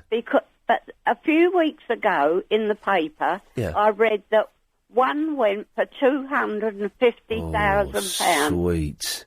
and I can't find. No. How much did it go for? £250,000. £1,000. Betty, you've got to find it. Yeah, that's what I thought. My son will find it when I'm dead. Yeah, he will find. He's probably got it already, love. That's why he don't come round. No, he hasn't got it. Betty, this person who was talking about the £20 Yeah, notes. you reckon that was a wind-up? Well, was it a bloke called Steve? No, I don't know. Steve, was it you? Yes, it was me, mate. It wasn't a wind-up. It's the prefix AA01. They're the first editions of the new £20 note. And also, where they made mistakes on the original prints, you get a prefix of LL. They're replacement notes. They're collectible. People in America are collecting them. It's not a wind-up, mate. If you go on eBay, you'll find them. I'm going on eBay. Hang on a second. So it's got to be AA01, not just AA01. They're first edition of the £20 note. So not just AA. No. It's the prefix AA0. You've got a code, haven't you? AA. I don't know. And then you've got 01, 02, 06, so on. If it's AA01, then they're going to be worth money. £20 new AA09. Oh, look at this. This is brilliant. There is an AA09. Right, it's a £20 note. Yeah. The price, £19. And the postage and packing is 99p. Fantastic. in America they're actually putting them up. When they put them all in the teller machines, what people done, a mate of mine who collects money, he went and bought £300 worth because he's got consecutive notes then. You know, the coding goes 01639 and then, you know, so on, and you get a consecutive amount. They're worth even more. There's one here. 10 new £20 notes. Yeah. Well, what does that make? 200 quid, is it? Yeah. They're going for £122. No. There'll be... What? This is what it says. 10... No, there'll be a fixed price, not a fixed price, a reserve on it. There isn't, mate. Current bid, £122. These £20 notes are not in sequence, they are just random ones. I'm afraid I cannot put on pictures, I've broken my scanner. Just to let everyone know, I have been given my timetable at work for the next 2 weeks and will not be able to get to a post office to send until the 5th of May. So, that's 200 quid, but it's going for 122 quid? No, it won't go for that, it definitely won't. Ian, it won't go for that, but honestly. It's got... But it's got 3 days left. That's yeah. It's gonna take its money plus a little bit extra, but they are collectible. Believe me, AA01s. Yeah. AA01s are the most collectible. You try and find them now. Okay. And then you've got the LLs, which are the replacement notes, which are the. There's an LL up here for 21 quid. Right. They will take their money. Some are making £5 to £10 profit on the LLs. Right. Yeah, if you've got the old £20 note, if you've got a crisp, unused one, they're worth even more money now. Blimey. Well, Steve, how come you know all this? It's sad, isn't it? I collect money. You do what? I collect money from the First World War, Second World War, you know, the old... My mum on her wall at home has got one of those big old white fivers. White fivers, yeah. How much is that worth? It all depends if it was the German fakes. Do you remember the German fakes? No. They flooded the country with these fakes, Germans. Right. And they're worth about £30 or £40 each. But the actual original white £5 note can take up to £150. Okay. I think it's an original one. It's a proper one. It's a proper one and it's worth money. Blimey, when she pops her clogs, I'll have that, Steve. Steve, listen, mate, thank you very much for that. That's right, Ian. Cheers for clearing that. There's a good lad. So it turns out, Betty, that some of them are worth a bit more money. Yes, and I'm going to look and see if I've got a real new old one. A real new old one, that'll be Yeah. good. Betty, listen, thanks for that, love. Yeah. See you later, have a good weekend. Did you have a nice day yesterday? Do you know, I don't know, I was working in the evening. Yeah. But I had quite a relaxing day in the daytime. Yeah. And I've had a good day today. I went to the gym, and then I went and had a haircut, and then I went straight from the haircut to watch my favourite TV programme. Didn't do anything in between there, no messing around there. Then I came... Didn't you have a day in London? No, Chris, you keep mentioning that. No, I went to get my haircut, went straight from there to watch Lost, and then I came here. There was no... I thought you had you said earlier you were out and about in London. I didn't say that, no. Why would you think that? I don't know, just you... Well, just stop. Can you stop going on about it? Because... and then tomorrow, Betty, I'm doing nothing in the daytime. Yeah. And in the evening, I'm going out. I'm going to see the programme that I filmed when I was in Los Angeles a few weeks ago. Oh. So I'm going to see that tomorrow night, a little private screening. So that'll be good. And see your mum? I'm seeing my mum on Tuesday. Oh, Tuesday. Going round there on Tuesday, and we're getting some builders coming round giving us right, quotes. yeah. Yeah. Okay, have a nice weekend. I will, Betty. Take care, love. Bye-bye. Bye-bye. Excuse me. 087. Hello, anxious.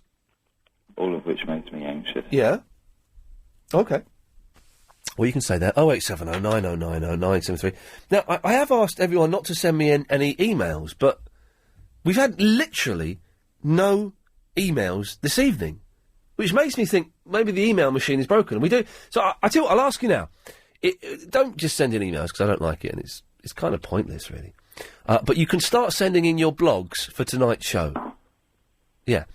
Iain at lbc.co.uk. Just send in a little blog, a little summary of what's happened on the show tonight, and we'll put the best one up on the LBC website, lbc.co.uk, which is also the place you can go, Lorraine, to get tickets to go and see the Psychic Show this Sunday. So have you been thinking about it, thinking, well, you know, I might get them next week? No.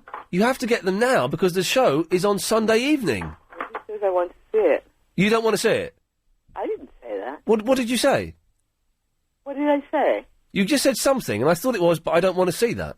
I didn't say a word. word. You did say a word. I did not say a word. You just mentioned my name. Is there any way that we can replay? Is that? I wanted your ticket. Lorraine, calm down. Alex, any way we can go back 30 seconds and find out exactly what Lorraine said? I don't know if you recorded. Okay, we'll find out what you said, Lorraine, because I suspect you said. I didn't say a word. You said something. I was just listening to you. Okay, hang on. Well, let's hang on. Just we'll have a little listen to you in a second. Okay. Okay. I'm not having a go. I'm just saying. You said you did. I know you're not having a go. You did definitely say something. I didn't. You did. Here we go. Here we go. Hang on a second, Lorraine. This is what you said. There's the psychic show this Sunday. So have you been thinking about it? Thinking, well, you know, I might get them next week. No. You have to get them now because the show is on Sunday evening. Yeah, it says I want to see it. There we go. You said it. You just said I don't want to see it. Alex, can we just have sorry to be a pain? Can you do that tiny? Lorraine, shut up. Listen to this. You have to get them now because the show is on Sunday evening. Oh, get lost. Lorraine, will you see it? Right, Lorraine, shut up. I'm playing a clip. All right. Alex, sorry. Sunday evening. It says I want to see it. There we go. Who says I want to see it is what you said. I didn't say that. You said it. We've got audiographic representational proof. That would stand up in a court of law. That would stand up in a court of law. You said who says... I did not say that to Chris. Chris messing me back. No, you said it to me. I did not. I heard you say it. I've heard you say it 3 times now. Alex, one more time, please. Sunday evening. Who says I want to see it? Who says I want to see it? I didn't say. Are you denying, Lorraine, that's you speaking? No, it's me. I mean, unless it's another Lorraine, it's not, yeah. Well, so you're admitting that was you speaking? I wanted to talk about something totally different. I'm not talking about any of your shows. Okay, well, this one was a fruitcake. We'll come back to her after we've done this. Flipping heck, Amanda. Do you see what I have to put up with? Yeah, that was extreme. Jeez. Well, she's coming back after the travel, so... Splendid. Take your time. OK, then. Right, let's start off with the... Woo! Anxious, it wasn't you that said, Was it Anxious Man? No, it was definitely Lorraine, wasn't it? We've listened to that. It wasn't me. I'm not having this. Yeah. It wasn't me. Who was it then, Lorraine? I have no idea. It wasn't Anxious Man, was it? I know it's Chris, and he said, hold on, and I held on, and you were babbling on to everybody else. And I just sat there quietly. I'm staring at the wall, waiting for you to... But then I spoke to you. I didn't say a word. But you said it, Lorraine. Who else? You must be psychic or something. I don't know. That's not me. That's Becky Walsh, isn't it? Yeah. Well, yeah, if you believe in that sort of thing. No, what I called you about. Right? Yes. Okay, this is going to make a lot of sense, yes. Have you been drinking, Lorraine? Of course not. You only see a black person, and they feel really intimidated by that. And I sent you. I think that should.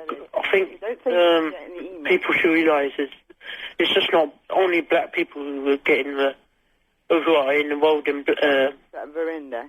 Of course, but it seems I understand and appreciate that completely, Verinda. That's Verinda on Adrian Allen's show there. Anyway, Lorraine, sorry. Yes. I didn't hear anything you just said then. Yeah. Your bus story. Listen. Yeah. If you don't tell it to us soon. Yeah. What are you going to do? Come around and throttle you. Yeah, I believe you. I believe you're capable of doing that after your past experience. You've been winding us up the last few days, all of us. Okay. So right. I'm going to come down. I'm coming down to LBC. I sent you an email. So I'm on a bus, right? Yesterday and today. And the bus driver's driving a little bit erratically. And I'm going to stuff chips and mushy peas. And we get to like a mini roundabout and a bus stop, and the bus stop has stopped before the mini roundabout. Okay, so there's a mini roundabout. There's a parked bus that isn't our bus. Behind that, there's a lorry, and then there's our bus. To the right of the mini roundabout, there's like a little island. Okay, so you can't overtake, and if you overtake, then you're on the roundabout. So this bus driver, the bus I'm in, the 134, he's bombing down the road. He sees the parked bus. He sees the lorry. So what he does is he swerves around to overtake them, which means going around the island, going around the roundabout, approaching it from the wrong side. In doing that, he almost... Mushy peas, the mushy peas. He almost knocks some dude off of his motorbike, right? So this dude is almost knocked off his motorbike, and he's wobbling all over the place, and he manages to get control, and he's beeping his horn, and the bus driver just gives him the fingers, right? Yeah, that's London bus drivers for you. So we're carrying on. Take the bus all the time. Do you want me to tell the? Every day. Do you want me to tell the story? No, yes, please. Sorry, Susie. So we're driving along. Then we get to a bus stop. Okay. The motorcyclist pulls up to the bus driver. Says, "What the there was bad language was used. What the flippin' hell do you think you're doing?" The bus driver doesn't apologise. All he says is very rude things about this guy on the motorbike. Very rude things about this guy's mother. I'm sat right at the back of the bus, okay, watching all this. And it was a lot of people on the bus going, "Oh, did you see that? That was uncomfortable." And I'm sitting there. Some people got off the bus. And I'm sitting there, and this guy's having a go at this motorcyclist who has done absolutely nothing wrong. And I'm sitting there, and I'm thinking, right, I'm in an awkward position here. Because I know that the bus driver was totally in the wrong. Yeah. Totally dangerous and driving and just awful. Yeah, I'm telling you this. So totally dangerous, and he's also being rude and nasty to the motorcyclist. So I'm thinking, do you know what? I have to get up and say something to this guy. And I suddenly started to get really nervous and anxious. Yeah, they do.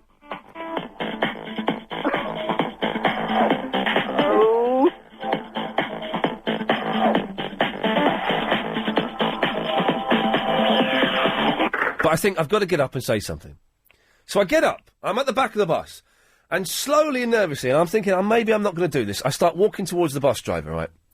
And I get up to the bus driver. And he's still arguing with the motorcyclist. And I said to the driver, I said, to be honest, mate, and I used swears, because I was a little bit nervous. I said, to be honest, mate, that was terrible driving. He says, get off my bus. I said, I'm going to get off your bus, but I want you to know you drove like an absolute swear word. He says, get off my effing bus. I said, I'm going to get off your effing bus, but you drove like a W. And I think you need to know that. And you've got no right to have a go at that motorcyclist because you nearly knocked him over and you nearly killed him. And I just think someone needs to say something. And I'm telling you, you drove like an absolute W. Get off my bus. I'm getting off your bus. Just want you to know that you drove really badly. Now, while I'm doing this, a white van pulls up to the motorcyclist and says, I saw what happened there, mate.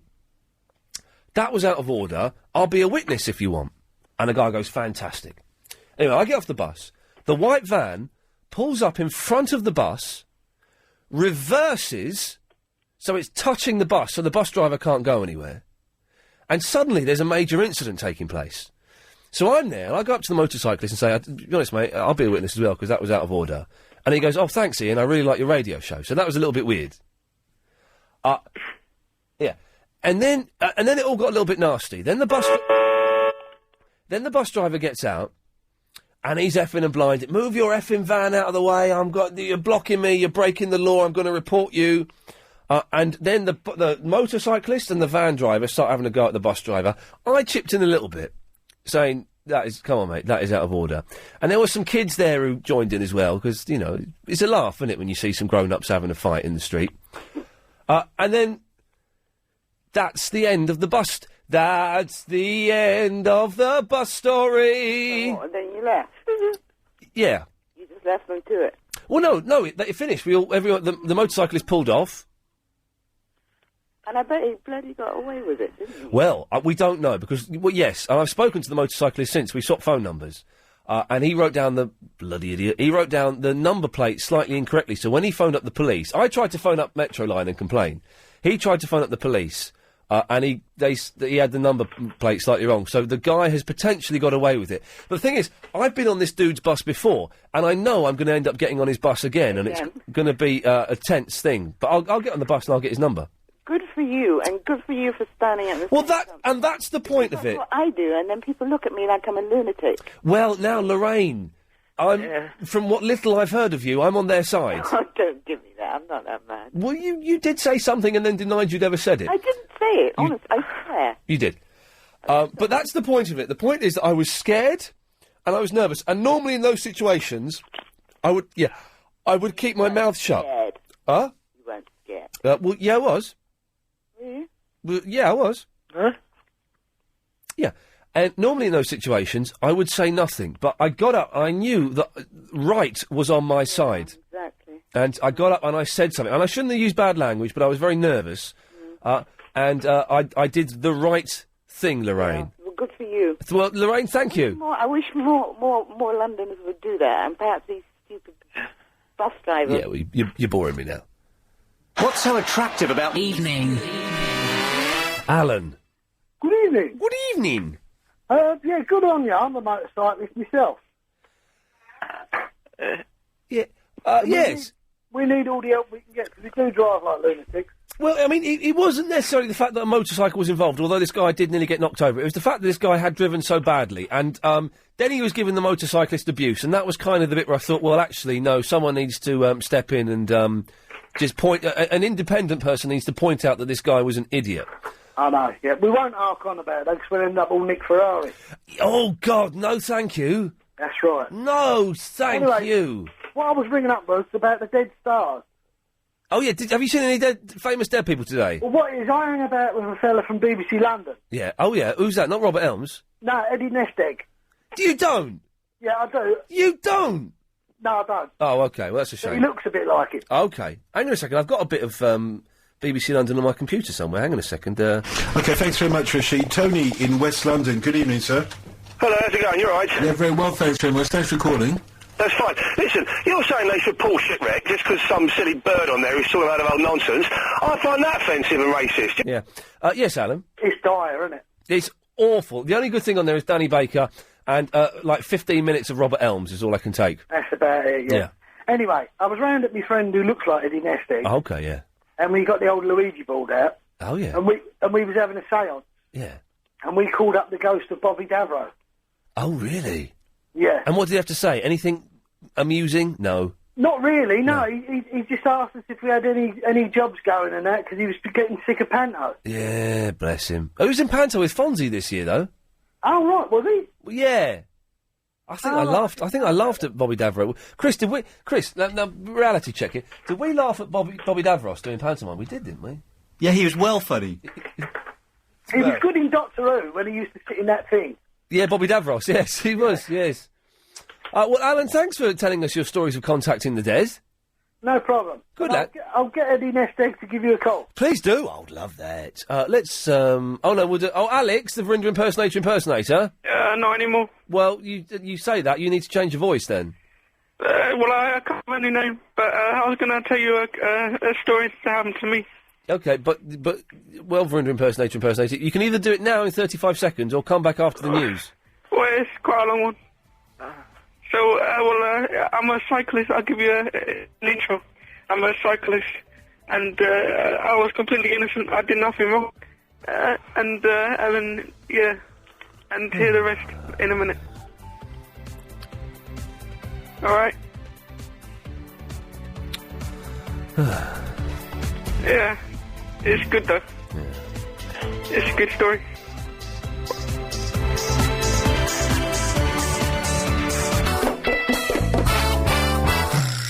Please. Oh, the email's knackered, so no blog tonight. Anxious Man. Oh, he's good. He is good. He is good. Bananas are so fine. B is for banana. Here we go, guys. I'm the perfect snack for your backpack. Smile on your face, it's a great way to start your No, I don't know my way around this clip that well to do that. Just peel the peel away. Banana peel, the perfect snack for your backpack. Oh, banana. I'm the perfect snack for your backpack. Here we go, guys. I'm the perfect snack for your backpack. It's for banana. Here we go, guys. I'm the perfect snack for your backpack. Yes. Melissa! Hello, darling. It's been a while since we spoke. How are you? Have we ever spoken? Yes, of course, Melissa the singer. Oh. Gosh. Back to life. You don't remember me, do you? I rang up there at Christmas and asked you if I could get on your music show, but you'd finished the music show by then. And I'm a friend of, what's his name? The keyboard player. Forgotten his name. But listen, the reason I rang up, you know the woman on the psychic show that wanted her MD to play? If she gets the MD to me, I can make it into a short play for her. If she wants. She needs it for tonight's show. Oh, she needs it for tonight. Oh, it's a shame because I'm at work now. I would do it, but can she get down to Wilford? How do you do it? This Well, is you've got to have hang on a the second. machine Hang on. This that is plays the long all right. play one. Oh, everyone's so And noisy. then you Shh, get calm another down. Calm down. No one can hear you. No one can hear you because I'm talking now. I've turned your fader down. We're talking about Lucy, who produces the Psychic Show, which is on at 10 o'clock with Becky Walsh and him, and she's got a mini disc that's in long play, and they don't play here. Now, Melissa, Yes. so how does she do it? Well, okay, you have to get a machine that plays long play to start with. Yes. So she has to get another machine or find another machine, make it play in that, get the wires, attach it to another machine, record a new mini disc in it, Yeah. and then she's got a short play disc that will play in any other machine that she wants it to. Well, thanks for that, Melissa.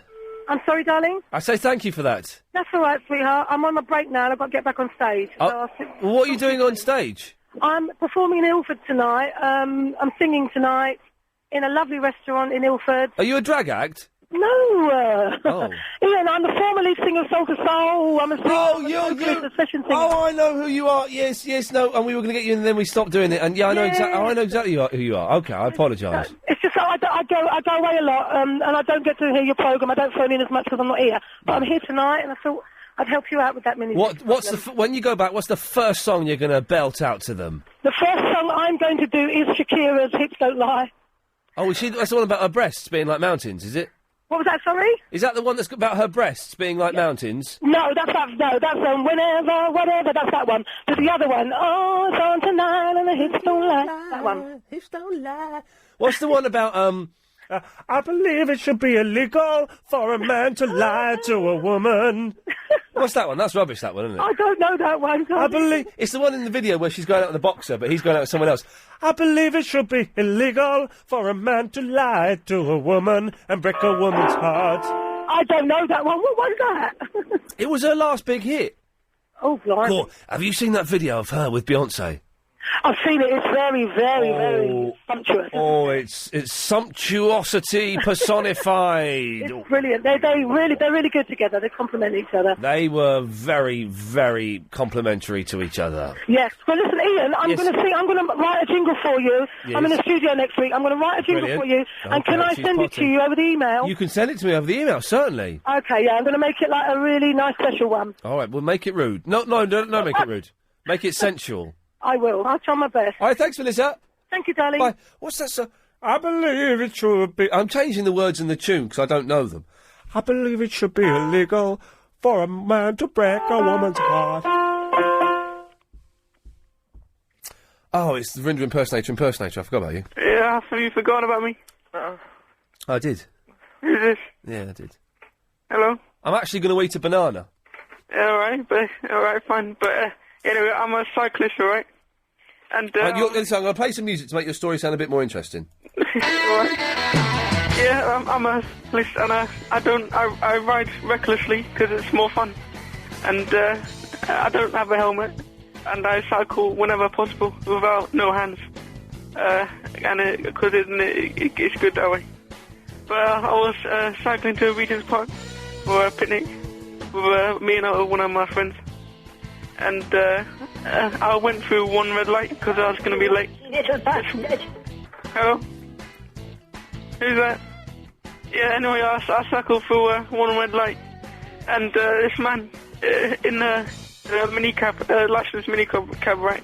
In one of those people carriers, he pulls up next to me while I'm cycling along. And he goes to me, says to me, do you know how to cycle, mate? And I sort of didn't answer him because it was a bit of a stupid question. Because, I'm riding my bike and all that. And he keeps and goes, there's other people cycling. It's a bit of a, you should be setting an example. But I did not. Alright, but anyway, I said to him, get noted. Because I was getting in a bad mood. And he says, do you know what get noted means? And I said, get noted. And he goes, yeah, but do you know what that means? And I put my brakes on. So, because he was sort of creating a bit of a block, because it was like a single carriageway. And there's all these cars behind him tooting and doing stuff. But anyway, so I beat him basically. I beat the man. I beat the man in the minicab. So cyclists are better than minicab drivers, basically. Alright. That was a good story, wasn't it? Hey, you can turn the music off now, it's finished.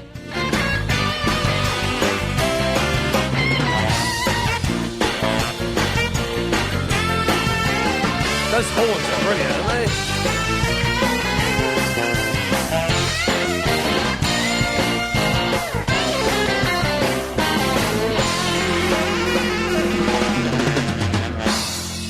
Yes, Matt. Hi, Ian. Hey. Hey, last week you said you're going to have a bit of a laugh. Remember? When? What? Last week.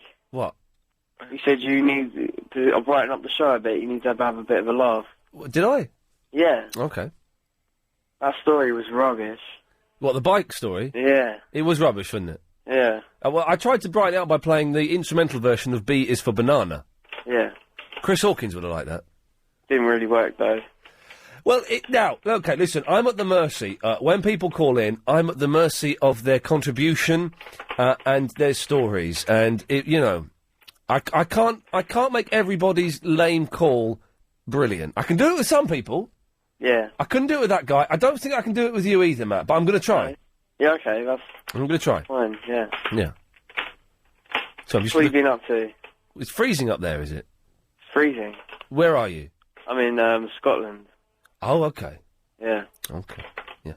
See, that isn't much of a story either. No, it's not. No. No. No, it's not. And I'm struggling to lift that. Even if I was playing, that would still be a dull story. So It would be, yeah. Yeah, it would be. Yeah. Yeah. Yeah.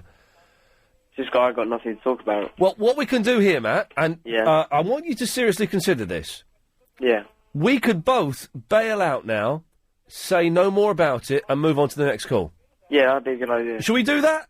Yeah. Okay, you put the phone down and I'll cut you off at the same time. All right, yeah. 3, 2, 1. 1. There we go, excellent stuff. Well, it worked itself out in the end. Shh. Yes, Wayne. Hello, Ian, me. Yes? It's Wayne. Who was that you're telling to shush? Nothing. I don't tell you to shush. There was a girl talking and you shushed her. No, nobody telling me to shush. No, you shush. You had a girl there. Yeah? And you shushed her. Oh, no. Don't worry about that. Just forget about that. I can't forget about it. I'm slightly worried. No. There we go. Oh, yeah. Is he holding you there against your will? Do you want me to call the police? Oh, no, not really. I can send the police to Biggin Hill if you're in trouble. Ian? Yes. I phoned you up, right? I know you did, Wayne. We'll find out why you phoned me up after we've done this. Alex, take your headphones off. And press the music for Amanda to travel.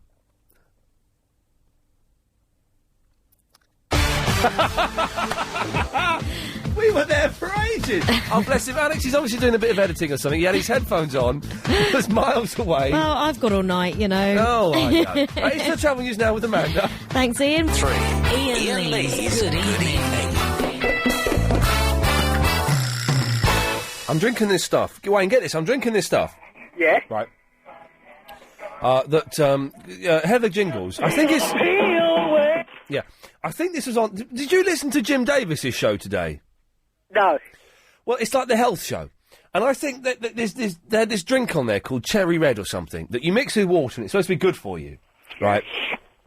And I'd said to Heather Jingles, I've got really achy legs from going to the gym. What could I do to stop it aching? Because he goes to the gym all the time. He says, go and have some of that Cherry Red that we had on our show. I think he means Jim Davis.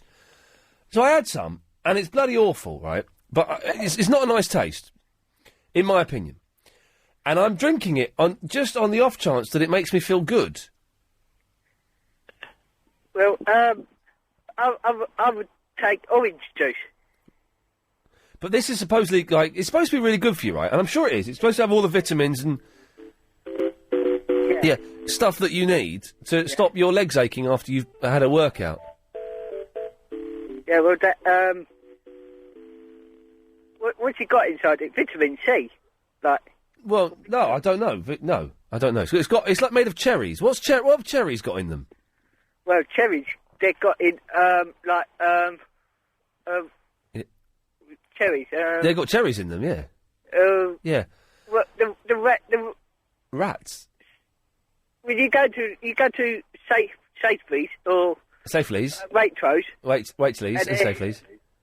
They got they're like jewelberries Yeah. inside them. They Jewelberries. make juice out of it. Drink. Yeah, but what is... I know it's got I know cherries got juice in, but what is so special about what's in that juice?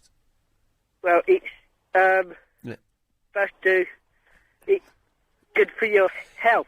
I think we should move on to what you've called in for, Wayne, because we're both struggling here a little bit. Well, it's... Well, I say that, I'm being polite. You are. Sugar, sugary, it's bad for you.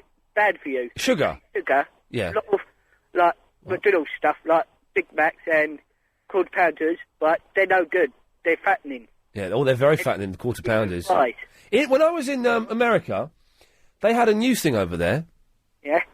The half pounder. Oh, yeah. Yeah. And do you know what's the difference between a quarter pounder and a half pounder? No, what's that? It's double the size. Oh, yeah. Yeah. That's right, yeah. Yeah. Ian, Yes. I would like to invite you to my birthday party.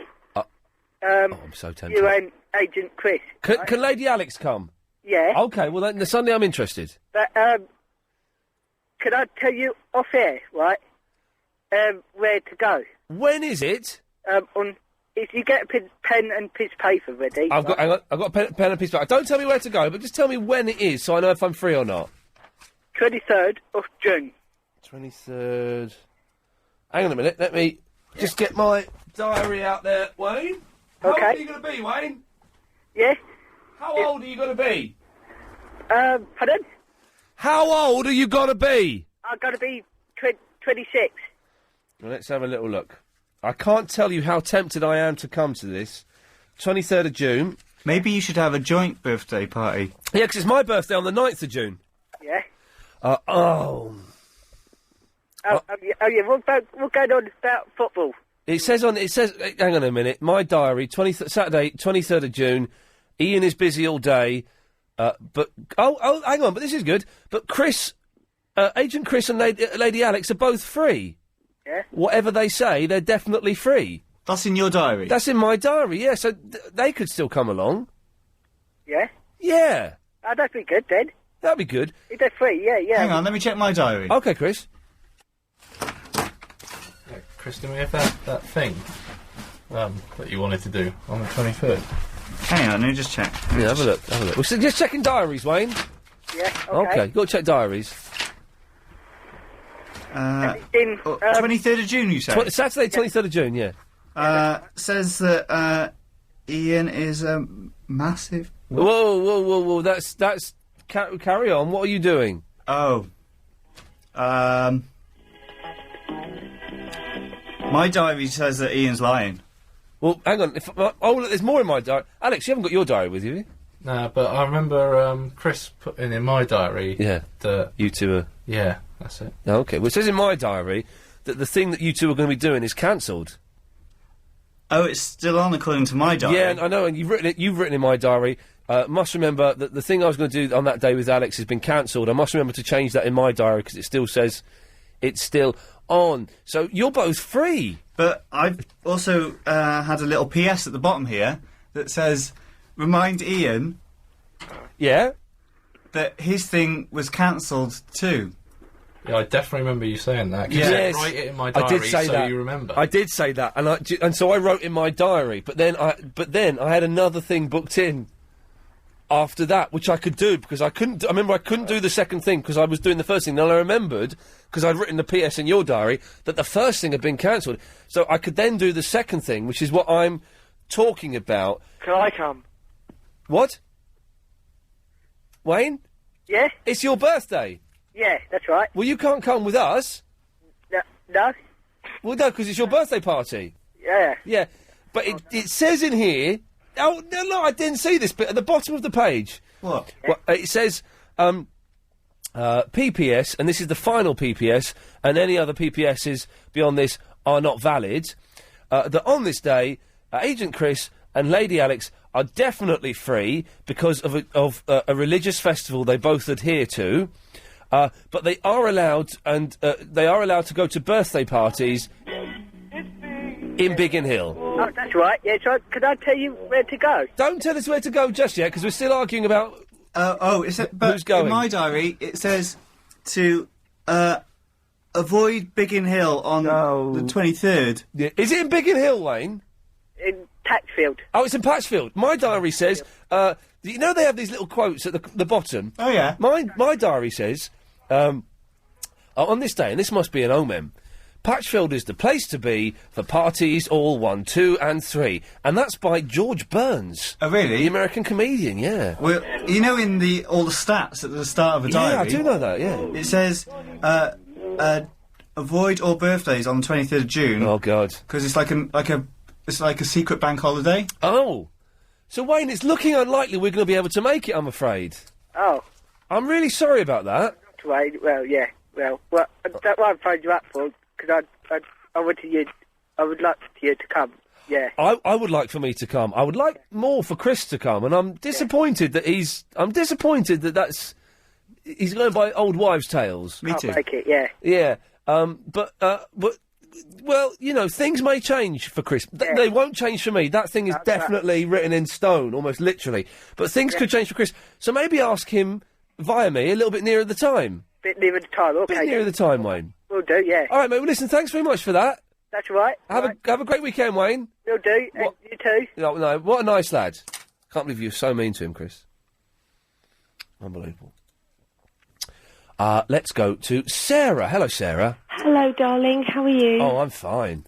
I'd just like to throw out something to somebody. Spell it out. Can women multitask? Is it an urban myth, or do we actually do about 5 or 6 things at once?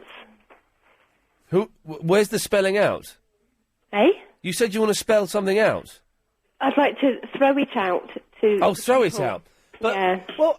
Because at the moment, I'm listening to you on the radio, and have I got news for you on in the kitchen? Oh, My children are listening, watching SpongeBob SquarePants in the front room, and I'm trying to wash up and put the washing on. Okay, you got a TV in the kitchen? I have. Oh, God, that's very modern. I'm going to have to turn it down, actually, sorry. Oh, no, let's have a listen. Well, go on, let's have a listen to it. It's let's hear Ian Ian. Hislop. Yeah, let's hear Ian Hislop being very dry. The judge is going, no, you're not a goat. Very funny. He said you're not a goat. Yeah. Sorry. It's very posh. Well, but the thing is, men... And I'm drinking wine as well. Yes. How multitasking is that? That makes sense. But the thing is, men can multitask as well. No, they can't. Well, this is it, you see. This is the myth that men can't. Of course they can. They can't. They cannot do about 5 things at once. Excuse me, sorry. Boys, can you go and put your pyjamas on, please? Thank you. Oh, Mum, Thanks very sod much. off. I'll come up in a minute, Sod yeah? off, Mum. Stories in a minute. There we go, you see? Yeah, but men, because while you've been wittering away, I'm talking to you. I've also written down the 23rd of June, drawn a rectangle round it, and shaded some of that in. So that's multitasking. I did. 23rd of June, someone's 26. Yeah, but well, see, you're not multitasking properly because you didn't hear what I just said. I was trying my bestest. Well, then you're failing, you see. Whereas when I multitask, I can do. Somebody's having a do on the 23rd of June, Right, and but- they're 26. right. And What's that got to do with anything? I don't know. Exactly. That's not what I just said.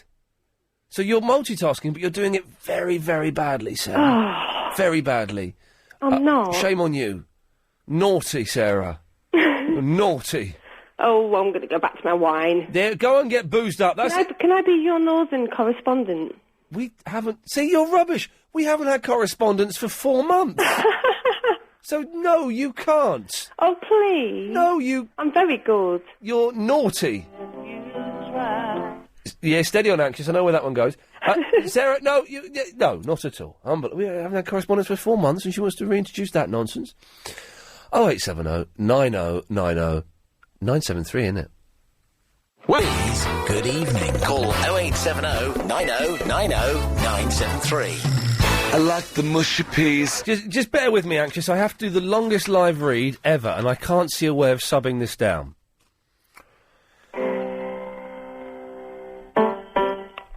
Win a day of luxury and comfort in the capital. You'll spend the day driving around in a luxury chauffeured car. Have your hair done by a top stylist.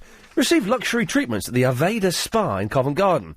Have lunch on us, and then, excuse me, a champagne flight on the British Airways London Eye.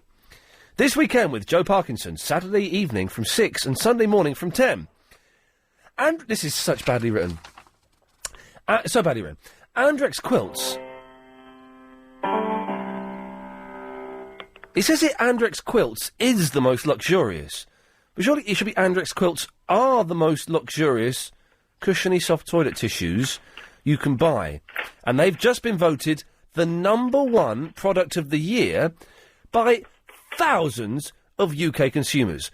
So we want to know, and I do include myself in that collective we want to know who your #1 is. Just go to our website now, lbc.co.uk, and tell us about your #1 family member or friend. Then listen to Joe on Saturday evening and Sunday morning to win. A little softer, a little thicker. Oh, that's Andrex. Sorry, Andrex Quilts are a little softer, a little thicker, not Joe Parkinson. Sorry. Dear Joe, all of which makes me anxious, and at times unbearably so. Well found there, young man. Amy. Oh, hello. Hello there.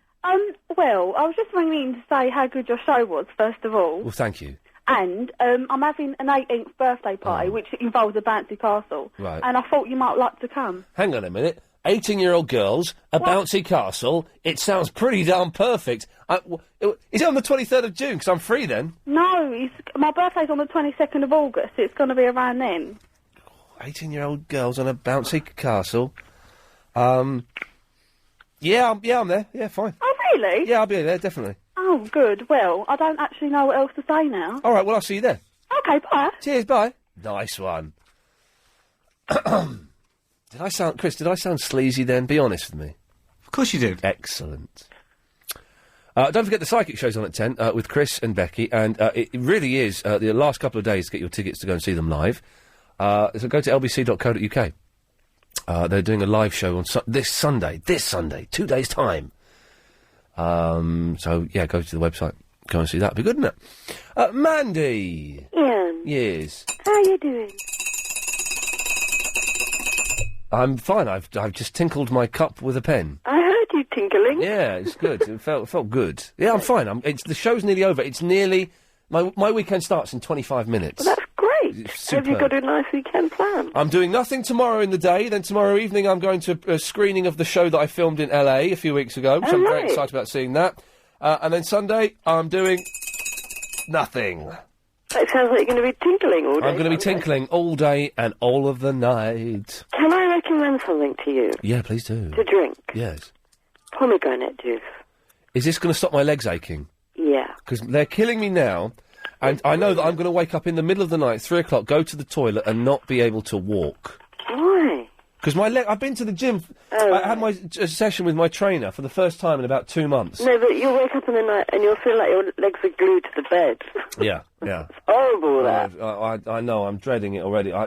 It was awful with this trainer today, and 3 times I said... Did he put you through it? He really did. And this was him taking it easy on me, because I've not done... The thing is, I got a bit cocky, because normally I get there about 10 minutes early and do 10 minutes on the bike, just to warm up, but nothing... Yeah.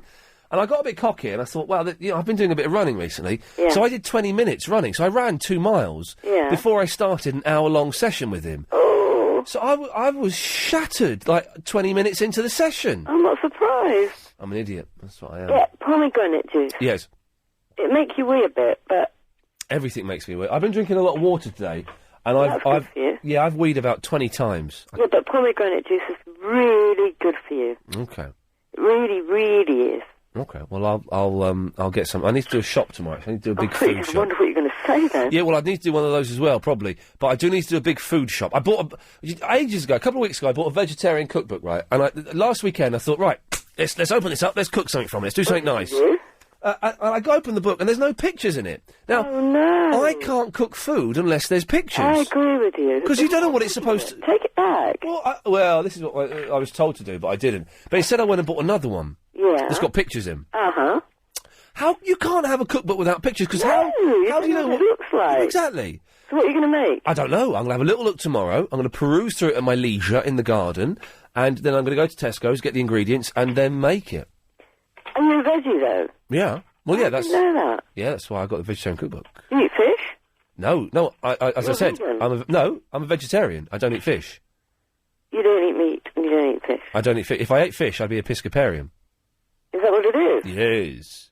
So what's a vegan? They don't eat any dairy products, so they don't eat Oh, eggs or right, milk no eggs, or stuff like that. You eat eggs Yeah. and cheese. Yeah. Oh, hang on, this is good, this. Oh.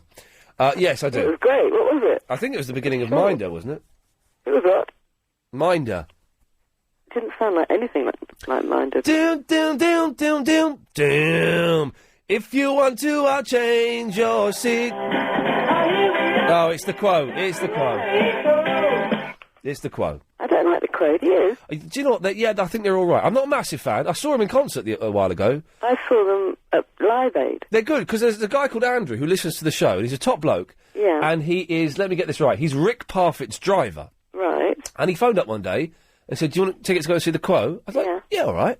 And it was all right. They're not my favourite band. Loud? Sorry? Was it very loud? It was very loud, yeah. And they're like 60 years old and they can rock. It wasn't my favourite show, and I thought, for me it was a little bit too long, so I didn't know the songs. Yeah. But their hits, I think, are brilliant. Down, Down, Deeper and Down, rocking all over the world. Yep. Good, so it's And good. rocking all over the world. And what's the other one? Listen to this is good. Well, there's a few more. Uh-huh. You go to another concert? I've been to a few recently. Have you? Yeah. And you went to see Dolly Parton, didn't you? I went to see Dolly Parton. I'm going to see Beyonce in a few weeks. Are you? That was not really my cup of tea, but I quite like her. She's bootylicious. Yeah. My girlfriend's a big fan, so I got her tickets for Christmas. So we're going to go see that. Go see Brian Wilson later in the year. Go see bits. Oh, that reminds me. Next Thursday, I must mention this. Next Thursday, about 8:30, I think, 8:45, at the Prince Charles Cinema. Yeah. Just off Leicester Square. Yeah. They're showing a documentary. Have you heard of the band Love with Arthur Lee? No. Oh, they're brilliant. Everyone tomorrow, listening to this, everyone go out and buy Forever Changes by Love. It's one of the best albums ever made. What kind of music, though? It's kind of like 60s psychedelic, but not. No, it's kind of like 60s folk rock psychedelic, but not too psychedelic to be unlistenable. It's beautiful. It's like it's a bit Spanishy. There's strings, loads of strings on there, French horns and stuff. It's beautiful. And have they got a website or anything? Probably, but just go out and buy Forever Changes. It's like £8. You can't go wrong. Forever Changes by Love. Forever Changes. Anyway, next Thursday, there's a screening of a documentary called, geniusly, Love Story. Yeah. And then after the screening. After the screening, there's a question and answer with the director, which I'm hosting. So I'm doing this show, and then I'm shooting off straight after to go and do the question and answer. If I make it in time, I may not make it in time. I don't think. What time do you have to be there? Well, I don't know. I'm hoping I can get there by about 10:30. I'm hoping they've done their maths right, and there'll be plenty of time for me to get there. But it's going to be good. It's a brilliant film. I've got. When do you leave LBC? At 10 o'clock. You could leave at 10 to 10, couldn't you? Well, no, I can't, because I left early the other week, so I need to. Well, the show's on till 10, Mandy. Yeah, I know, but you could leave Chris. No, I did that the other week with Clive, and it's a bit cheeky. It'll be fine. I'll get there. But it's an excellent film. I'm not saying come down to see me. I'm just saying it's a brilliant film, and if people are a fan of the band, then they should go and see this because it's good. It might not get a DVD release for quite a while, so. Oh, really? Yeah, it's worth seeing. I've got it on DVD. Yeah. Yeah, I know people. Why are you special? I'm special. Mandy, listen, I've got to go, because I've realised that there's lots of calls being backed up here. Well, okay, but it's been nice to talk to you. Have a fab weekend. Thank you for the pomegranate suggestion. Well, get it. I will do it. You can definitely get it in Tesco's, because I got it in Tesco's. Mandy, I shall do it. Okay, darling. Goodbye. Let's have Steve. Hello, Ian. Hello, Steve. How are you? I'm all right. Since we last spoke about an hour ago. What did I you? was the one with the money. The what? The money. The £20 note. Oh, I thought you said the mummy. I thought, what?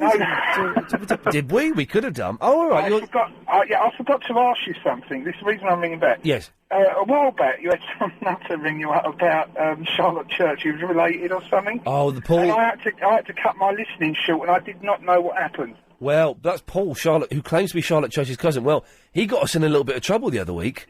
Yeah. Because he kept saying, I'll get Charlotte Church on the show, and he never did. And then he kept talking about this actress, whose name I can't remember. What was it, Chris? Do you remember what that girl's name was? Which girl?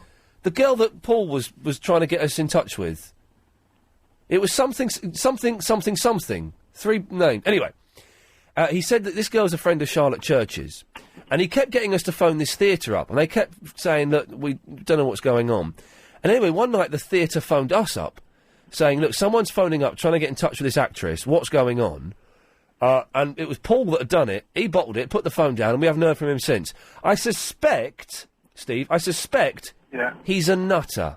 Yeah. But I have no conclusive evidence of that. I have no medical reports. But it's just a suspicion I've got. I think you're right. I don't know. I'd be very surprised if he ever called in again as well. It's never going to happen, is it? No, we ain't never getting Charlotte Church on. If I ever pick up Charlotte Church in my cab and you're on live, I'll get her to ring me up from my cab. Steve? Do you think she's fit? Like, I think she's really fit. Do you know what? I don't like the so-called thin model type. No. I like curves and waves and bumps and curves and waves and bumps and things. That's what makes the world go round. And she's got curves and waves and bumps aplenty. You know? She's a fine figure of a woman. I've been married to my wife now for 15 years because she's got curves and waves and bumps. Steve, listen, mate, thank you very much for that. Thanks, Ian. Thank you fella. very much. Have a good weekend. Okay, 0870 9090 973. There's something. It's not Gina Lee Nolan because that's someone else. It's something. Oh, look, Chris, you're never going to find it. We'll keep waiting. No, you don't even know what you're doing, do you? Let's have this, shall we? Travel news, Amanda Redmond. On the M4 Heathrow. Jenna Lee James. Daryl. Hello, Daryl. Yes. Turn your radio off, Daryl. Good evening. Good evening, Daryl. Good evening. Good evening. Ian, do you get depressed? Yes. Turn your radio off, Daryl. Yeah, turn your radio off, Daryl. Can you hear me? Yeah, turn your radio off. Oh, sorry. Sorry, hold on. Turn the radio off. Can you hear me now? Yes. I was just wondering whether you got depressed, Ian. Yes, I do. Yeah, well, I can understand that because I've been thinking about you. Oh. Not in that sort of way. Ah. I've been thinking about you because you look a little bit like Marlon out of EastEnders, out of Emmerdale. Yeah, Marlon Dingle, yes. But yeah, Marlon Dingle, but you're not quite as good looking. Right. You look a little bit like Ralph Little. Daryl, turn your radio off. It is off. I can hear it in the background, mate. Can you? Yeah, turn it off. I'll walk out of it then. Yeah. Is it getting any better? Yeah, that's better. Good lad. Yeah, better. Thank you. Thank you. You look a little bit like Ralph Little, don't you? Yes. But you're not quite as good a footballer. Yeah. You've been kicked off prime time sort of radio by the lesser talented. Yeah. Daryl, turn your radio off, mate. Prime time sort of radio. I can hear. That's the 7-second delay in the background. Oh, I'm sorry. I've walked right out of my garden now. I've got a fan club that wants to hear me. Yeah, I can hear the radio on though, mate, and it's just there we go. It's gone now. It's just confusing things. It sounds like you've got an interesting, valid point to make. I'm keen to get to it, but if the radio keeps cutting in, we can't hear you, mate. Right now. So start again. Right. Okay. I was just worried about you getting depressed because you look a little bit like Marlon. Marlon Dingle from Emmerdale, yeah. Not quite as good looking. Yeah. You look a little bit like Ralph Little, but you're not quite as good a footballer as him. You've been kicked off your primetime spot. Daryl. Can you not hear that 7-second delay? Yeah, I can. Well, can you just get as far away from the radio as possible? I'm in my neighbour's garden now. The thing is, mate, we can't. It sounds like I say you've got a valid point you want to make. I'm keen to hear it, but if that delay creeps in one more time, I'm going to have to cut you off. Okay. So let's start again and just make it nice and clear. All right. Can you hear me? I can, and there's no delay. Okay, well done. Away you go. But if it comes in one more time, I'm going to have to cut you off. Okay, that's fine. Okay, so let's start again. Marlon Dingle is the first one. Away you go. Right, Marlon Dingle. Yeah, we've been through that one. Yeah. Yeah. Ralph Little, we've been through that one. Yeah, well, just remind me the Ralph. I can't play. Right.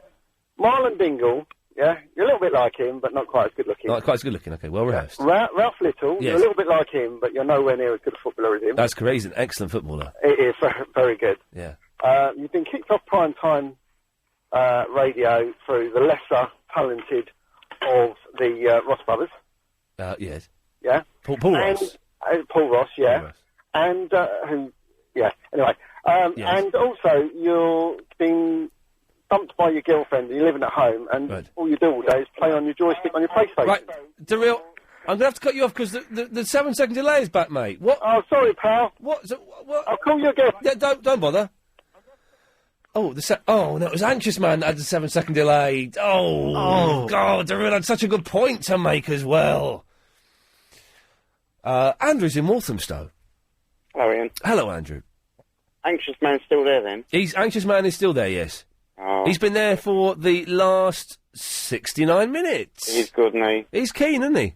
Yeah, he's even got a beef banana song, hasn't he? He's got the banana song. I've got the banana song. We've all got. I like the mushy peas. I like the mushy peas. But has he got the new song? The new song? The one after the banana song? Which one after the banana song? The broccoli song? Yeah. Well, even I've not got the broccoli song yet. You haven't got it yet? I'm getting the broccoli song Monday. I've heard it. This one? Oh, he's good.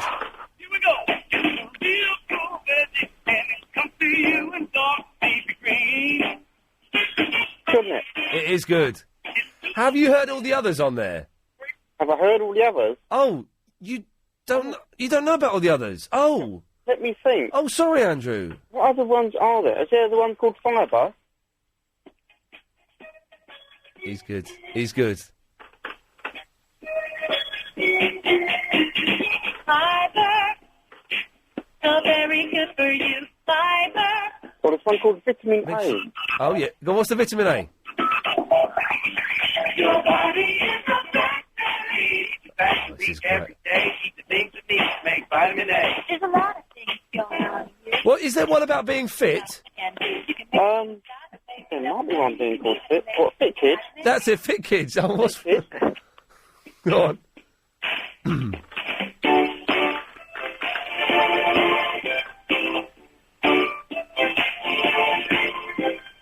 Everybody's talking about the thing.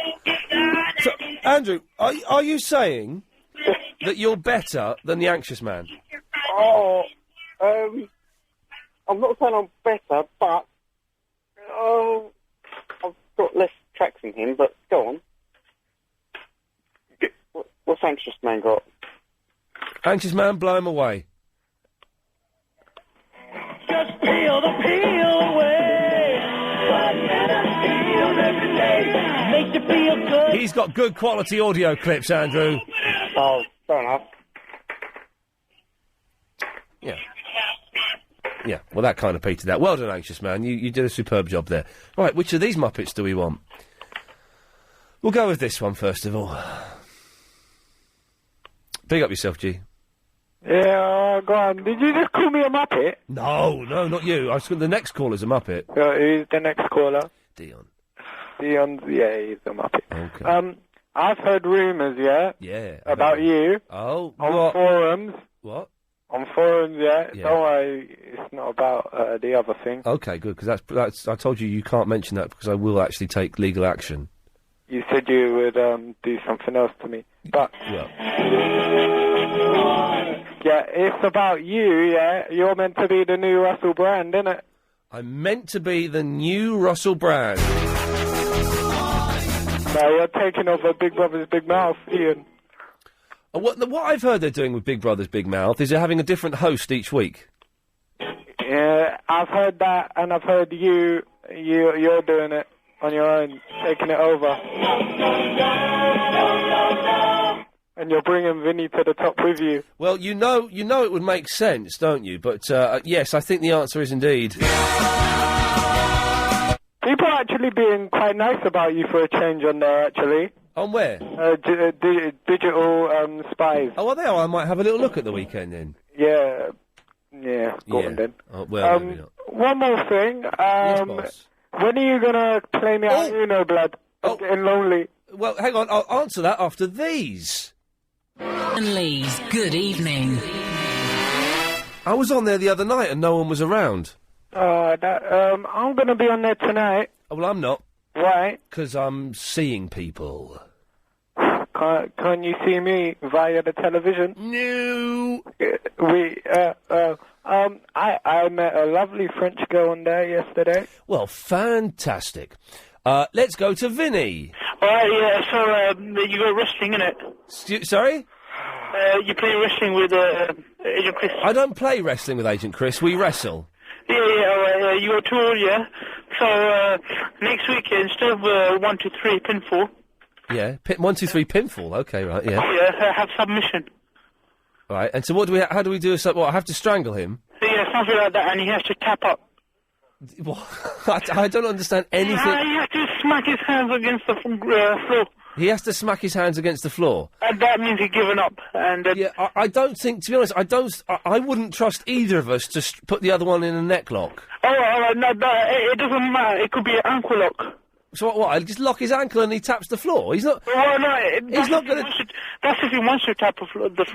But if I'm just holding his ankle, Chris can sit there for like an hour with me tapping his ankle. He's not going to tap the floor. Then, well, you have to do the ankle lock though. It would hurt. Well, how can I make his ankle hurt just by locking it? All right, then. Do you know Ric Flair? Do I know Ric Flo? Oh, I used to go to school with a kid called Ric Flo. Do you know the figure 4 leg lock? The figure 4 leg lock. No, strangely, I don't, Vinny, because I don't watch that nonsense. Then let me think of another one.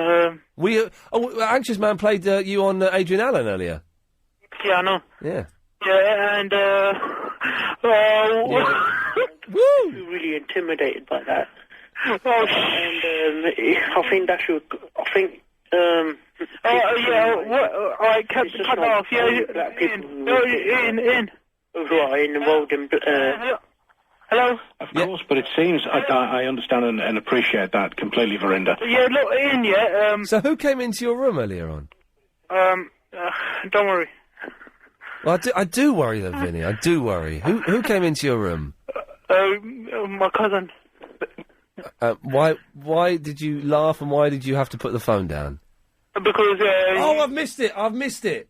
Just, I tell you what, I'm not going to play the music. If you missed it, stay there. If you missed the show, it sounded like this. I like the mushy peas. Here we go, banana buns! You've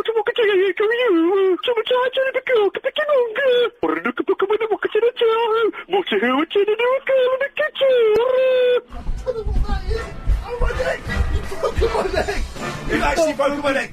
You broke my neck. Time out. You broke my neck. No. It's not good. I like the way you move. Bum, bum, bum, bum. Bum, bum, bum, bum. I love you, butler. Good evening. Once I'm down, I can't get up. I noticed. But I managed to get up last time you were on top of me.